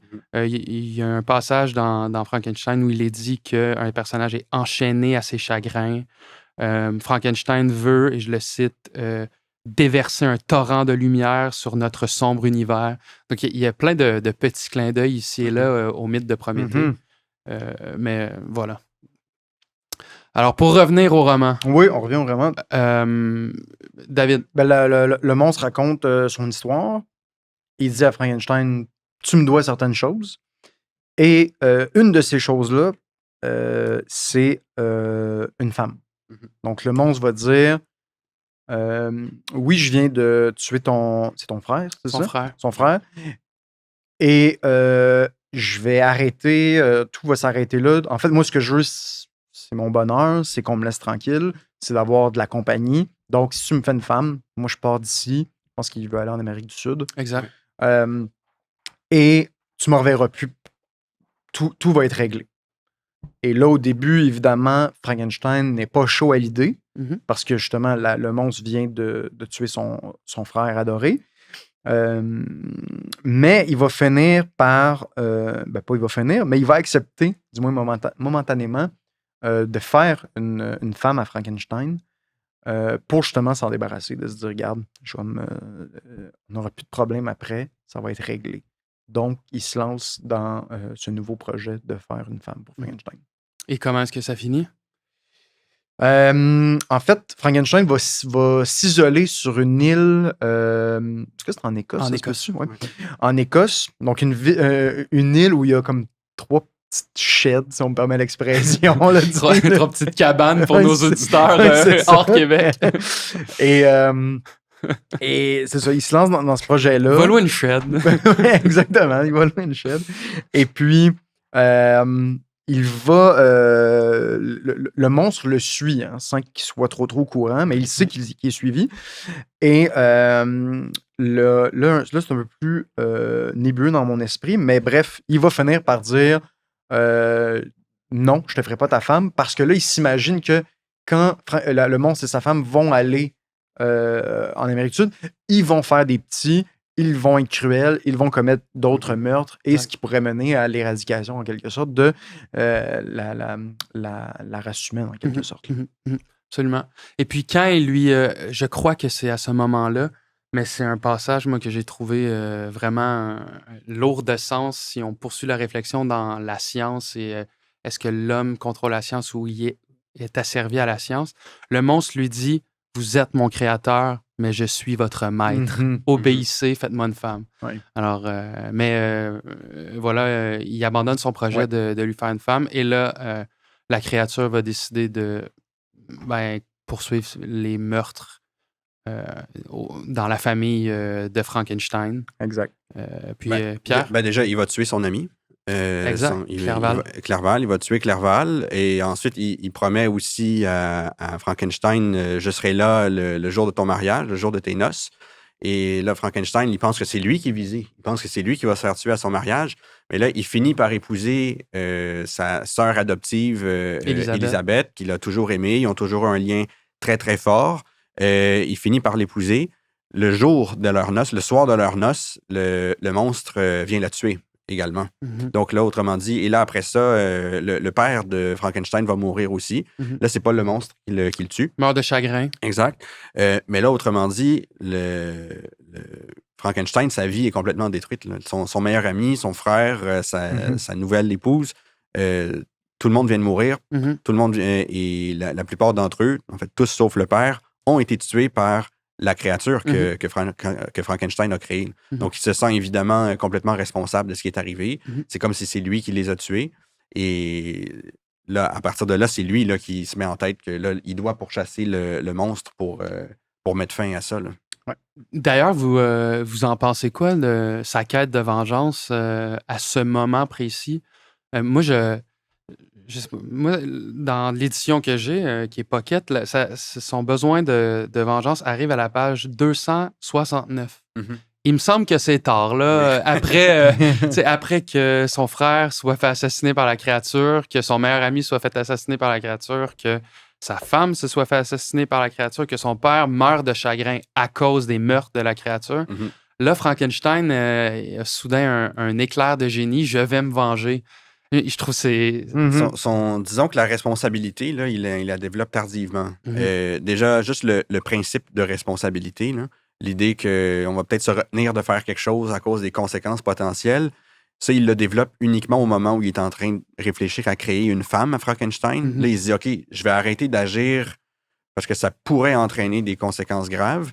Puis c'est seulement après que sa femme se soit fait tuer que c'est là qu'il se dit, en fait, je suis responsable de ce qui est arrivé. Je suis responsable du monstre. Je dois m'en occuper personnellement pour que ça arrête à l'avenir. Donc, disons, sa conscience, là, l'idée qu'il soit responsable de tout ça, ça se fait en 2 temps, mais c'est vrai que c'est quand même très tardivement. C'est long, là. On parle d'un grand scientifique et tout, mais il n'y a pas, disons, éthiquement, là, face à ses recherches, face à ses expériences, il n'est pas là exactement. On a vraiment affaire à un esprit conquérant qui pense qu'il peut faire tout ce qu'il veut librement, mais il n'y a aucune éthique de responsabilité, complètement imprudent. Là. Puis il y a aussi quelque chose d'enfantin chez Frankenstein en croyant que ignorer le problème va d'une certaine manière le résoudre. Après le premier meurtre de son petit frère, tu sais, il fait son deuil en espérant presque divinement que la créature ne revienne plus. Puis, David, tu... Oui, non. Puis même, si je me rappelle bien, là, j'ai pas noté ça, il l'a jamais avoué à qui que ce soit d'autre que Walton, que c'est lui qui a créé le monstre. Il l'a jamais dit à son père, il l'a jamais dit à Henri, même, à Clerval, qui était là. Il l'a jamais dit à Elisabeth, il l'a jamais dit à personne. Donc, il l'a jamais assumé devant tout le monde, sauf à Walton, une fois qu'il est dans le nord de la Russie. C'est seulement là qu'il... Des fois, il l'a dit de manière un peu cryptique. Là, il disait qu'il était responsable, mais sans le dire. Oui. Par exemple, quand c'est Justine qui meurt exécutée, en fait. Là, parce Justine qui est... Excuse-moi, vas-y. Parce que c'est elle, finalement, qu'on accuse du meurtre du petit William. C'est qui exactement, Justine? La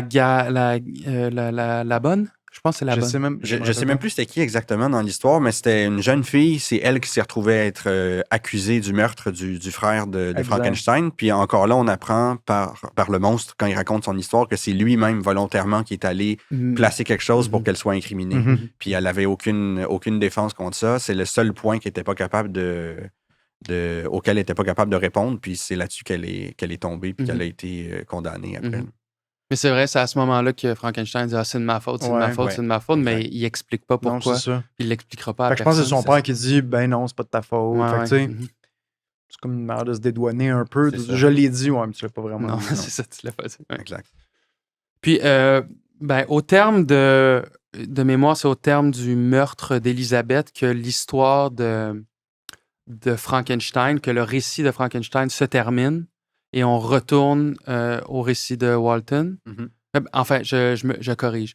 C'est-à-dire, après la mort d'Elisabeth, Frankenstein fait le serment de pourchasser la créature jusqu'au bout du monde.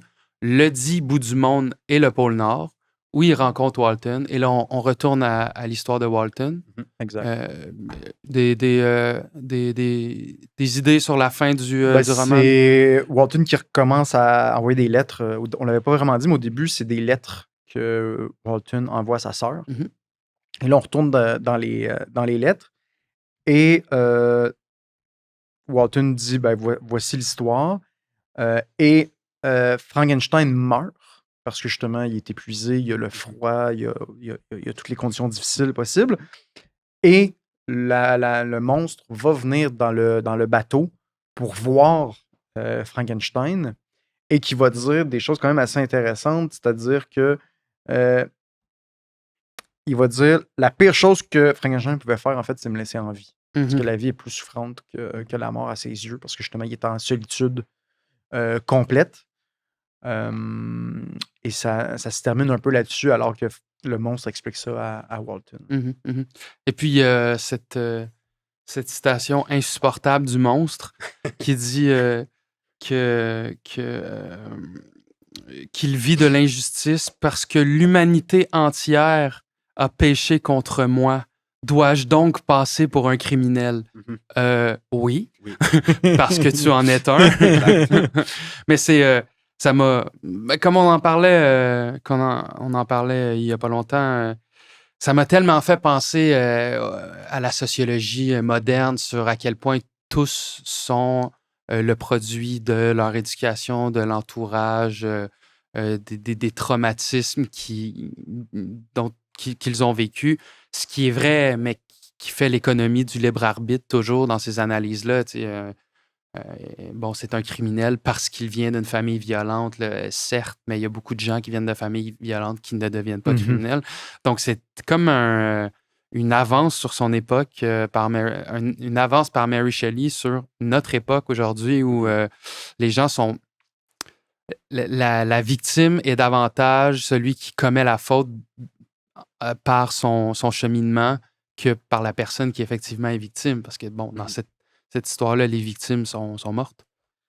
Et pourtant, en plus, juste avant le passage que tu viens de citer, il y a un moment où le Walton, il confronte le monstre, parce que là, Frankenstein vient de mourir, puis là, le monstre monte dans le bateau, puis là, il est devant, il est au-dessus du corps de Frankenstein. Et là, le Walton lui dit, ben là, vos remords, ils arrivent un peu tardivement, parce que c'est là que le monstre, il se met à dire, ouais... qu'est-ce que je viens de faire, puis etc. Là, à ses yeux, c'est lui qui a tué Frankenstein aussi. Il se sent responsable de ça. Puis là, Walton lui dit, ça arrive quand même tardivement. Tu aurais pu avoir des remords avant de ce que tu as fait. Puis là, le monstre lui dit, ben, imagines-tu que j'étais pas triste? Moi, quand j'ai tué le frère au début, je me sentais très mal, etc. Mais là, on se rend compte qu'en fait, plus il avance, il se met à faire d'autres crimes, il y prend goût. Puis il le dit lui-même directement. En fait, c'est... il dit, je me souviens de la menace que j'avais proférée en quittant l'île et je résolus qu'elle s'accomplirait. Je savais que je me préparais des tortures, mais j'étais l'esclave et non le maître d'une impulsion qui m'horrifiait, mais à laquelle j'étais incapable de résister. Et quand la jeune femme mourut, j'avais, pour commettre cet acte, renié tout sentiment, étouffé tout scrupule pour mieux me vautrer dans mon désespoir. Le mal devint alors pour moi le bien. Arrivé à ce point, je n'avais plus le choix. Il me fallait, par la force des choses, adapter ma nature à un état d'âme que j'avais volontairement choisi.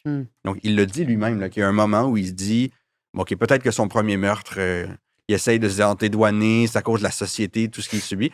Puis il y a un moment où il dit, non, là, rendu là, j'ai volontairement décidé que j'allais commencer à tuer des gens.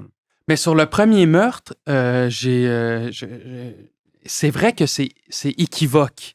Parce que, bon, on peut penser qu'une personne qui a 2 ans dans un corps de monstre n'a pas les bases de la biologie. Et il dit, parce que quand il rencontre William se met à crier. Et là, le monstre dit, je serrais sa gorge pour le faire taire. Et en un moment, il fut étendu mort à mes pieds. C'est-à-dire que évidemment, la créature est meurtrière, mais et ce n'est pas pour le victimiser, mais il y a quelque chose de la mort involontaire. Il a perçu dans son cerveau de monstre de 2 ans que en appuyant sur la gorge de quelqu'un, la personne allait arrêter de parler et tel était son objectif. Mhm. Sauf que, bon, on sait l'a très tué. bien, sauf qu'il l'a tué.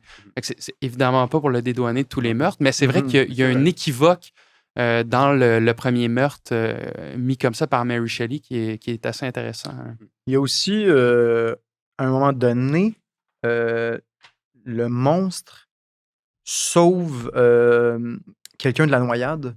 C'est vrai. Et après ça, J'ai pas souvenir. il sauve quelqu'un de la noyade. Et il y a quelqu'un qui arrive au même moment. Et cette personne-là pense que le monstre est en train de noyer Oui, la en personne. Écosse. Mhm. Exact. Donc là, il y a comme une espèce de drame où tu penses faire le bien. Finalement, étant donné la situation, l'espèce de malentendu, c'est toi qui passes pour le méchant alors que tu faisais le bien. Mhm. Et ça, il y a quand même un sentiment de profonde injustice quand tu dis là, je suis en train de vous aider et je Mhm. passe pour le salaud. Absolument. Donc, oui, ça aussi, ça lui dirait, ça justifie tous ses crimes, là, mais du Mhm. moins, ça les explique en partie, justement, son sentiment, son ressentiment à l'égard de la race humaine. là. Mhm. Mhm. On n'en doute pas là, que la société, entre guillemets, a été méchant avec la Oui, créature, oui. tu sais, mais voilà. Moi, une autre chose que j'avais notée dans les dernières pages du livre, c'est que ben d'abord, Frankenstein, c'est un peu un indécrottable scientifique qui veut arriver au bout de la connaissance. Parce Mhm. que quand l'équipage, pour remettre en contexte, le bateau de Walton est pris dans les glaces Mhm. et Walton sent qu'il va peut-être y avoir une petite révolte et une mutinerie. Mhm. Et les hommes de Walton viennent le voir pour lui dire on est pris dans les glaces, ce voyage est terrible, on meurt de froid, il faut retourner. Et là, Frankenstein leur fait la leçon en disant vous avez pas honte, votre capitaine essaie de percer un mystère et vous êtes là à parler de vos petits problèmes de fraîcheur et puis vous avez faim. Puis ben c'est ça. Donc jusqu'au bout, Frankenstein va avoir valorisé le savoir au-delà de la sécurité, et du bien-être, etc. Mais surtout, ce qui est intéressant dans ces dernières pages-là, c'est que Walton, finalement, renonce à son projet. Exact. Alors, je sais pas ce que Ah vous en ouais. pensez. Ben, ça veut dire qu'on le disait tantôt, Frankenstein, il dit au début à Walton de dire regarde, là t'es en hubris, là, t'es ben trop ambitieux, écoute mon récit, puis tu vas changer d'idée. Dès qu'il a fini son récit, ça ne tient plus. Il dit non. Vous avez pas honte? Vous allez vous taire, puis on continue. Regarde, tu sais, ça marche pas, là, son histoire, ça marche pas. Ouais. Et oui, en effet, Walton va dire on retourne en Angleterre, ça marche pas. Donc, Ouais. peut-être que Walton, finalement, il a retenu quelque chose du récit de Frankenstein. Mhm, très juste, très juste. Oui. Est-ce que vous aviez autre chose à dire sur le Ouais, livre, David? j'ai lu, comme je vous disais, j'ai lu des articles sur le livre. J'ai écouté beaucoup de conférences aussi sur le livre, des universitaires, surtout américains. Mhm. Et je me suis rendu compte que j'ai rarement vu un livre où on appliquait différentes grilles à la mode au fil des époques. Donc, il y avait une conférence issue plus des cultural studies, communistes, conservateurs. Il y avait comme toutes les grilles possibles. Mhm. Et des fois, je me disais, il y a peut-être quelque chose un peu de vicié là-dedans, d'essayer de prendre une œuvre, tu sais, puis d'y appliquer une grille à tout prix Mhm. et d'enlever finalement, puis des fois, le récit, le cœur du récit en quelque sorte, au profit peut-être de sa gloire. C'est ça le paradoxe, peut-être. Les gens qui font ça, ils font ça par ambition, pour le savoir, pour les trophées en quelque sorte. Là. Donc, il y a un paradoxe là-dedans. Puis c'est peut-être justement le fait c'est la marque des grandes œuvres qui traversent le temps que à peu près tout le monde va vouloir se l'approprier Exact. d'une façon ou d'une autre. Ouais. Peu importe le courant idéologique, peu importe quelle tendance, à peu près tout le monde va vouloir en faire sa chose pour se la représenter. Mhm. Puis je pense que ça montre justement à quel point c'est un livre important Mhm. qui peut justement être lu de toutes sortes de façons. Puis c'est un livre qui a laissé une trace importante, je pense, dans la culture populaire. Absolument. Même si dans la culture populaire, c'est un peu déformé, on pense que Frankenstein, c'est le monstre. Puis quoique, peut-être que involontairement, pour le commun des mortels qui pense que le monstre, c'est Frankenstein, c'est peut-être pas si faux que ça. Mhm, On prend le nom de famille de notre créateur. Mhm. Puis le Frankenstein, en fait, la créature, elle n'a pas de nom. Donc, peut-être que son nom, c'est Frankenstein parce que son père, c'est Frankenstein. On peut faire ce lien-là. Mais je pense qu'involontairement aussi, ou peut-être plutôt inconsciemment ou consciemment, c'est quelque chose c'est une histoire qui s'est transformée aussi puis qui en a inspiré d'autres. Je sais pas pour vous, mais moi, souvent, en lisant ce livre-là, j'ai pensé à Jurassic Park. Oui. C'est à toute fin pratique la même histoire. Ah, expliquez. Ben oui, Ben le oui. scientifique. Les scientifiques, ben là, on ne partira pas sur toute la suite de films qui est sortie. Là, si on en reste, disons, au premier. Car ils sont tous mauvais. Ouais, ben, le premier reste quand même un chef-d'œuvre du cinéma. Ah oui, c'est un chef-d'œuvre. Les autres, ensuite, bon, ils ont une fortune diverse. Mais C'est gentil. mais si on en reste au premier Jurassic Park, on a le scientifique, pas le scientifique, mais c'est l'entrepreneur, John Hammond, je pense, puis là, qui veut se lancer, créer un parc d'attractions, puis là, il embauche tous les scientifiques, ils se croient tout permis, ils vont créer la vie à partir de ramassis, ils vont prendre moustiques. du sang de dinosaures pris dans des moustiques, qui vont croiser avec des grenouilles. Exact. Puis là, ils vont recréer des dinosaures en pensant que ça va être un monde parfait, puis là, ils vont révolutionner tout, finalement, ça vire en catastrophe. Puis voilà, mais lui, il se fait remettre en question là, quand il invite un groupe un paléontologue, un mathématicien, tout ça, une botaniste. Là, il va les promener dans le parc pour avoir leur appui.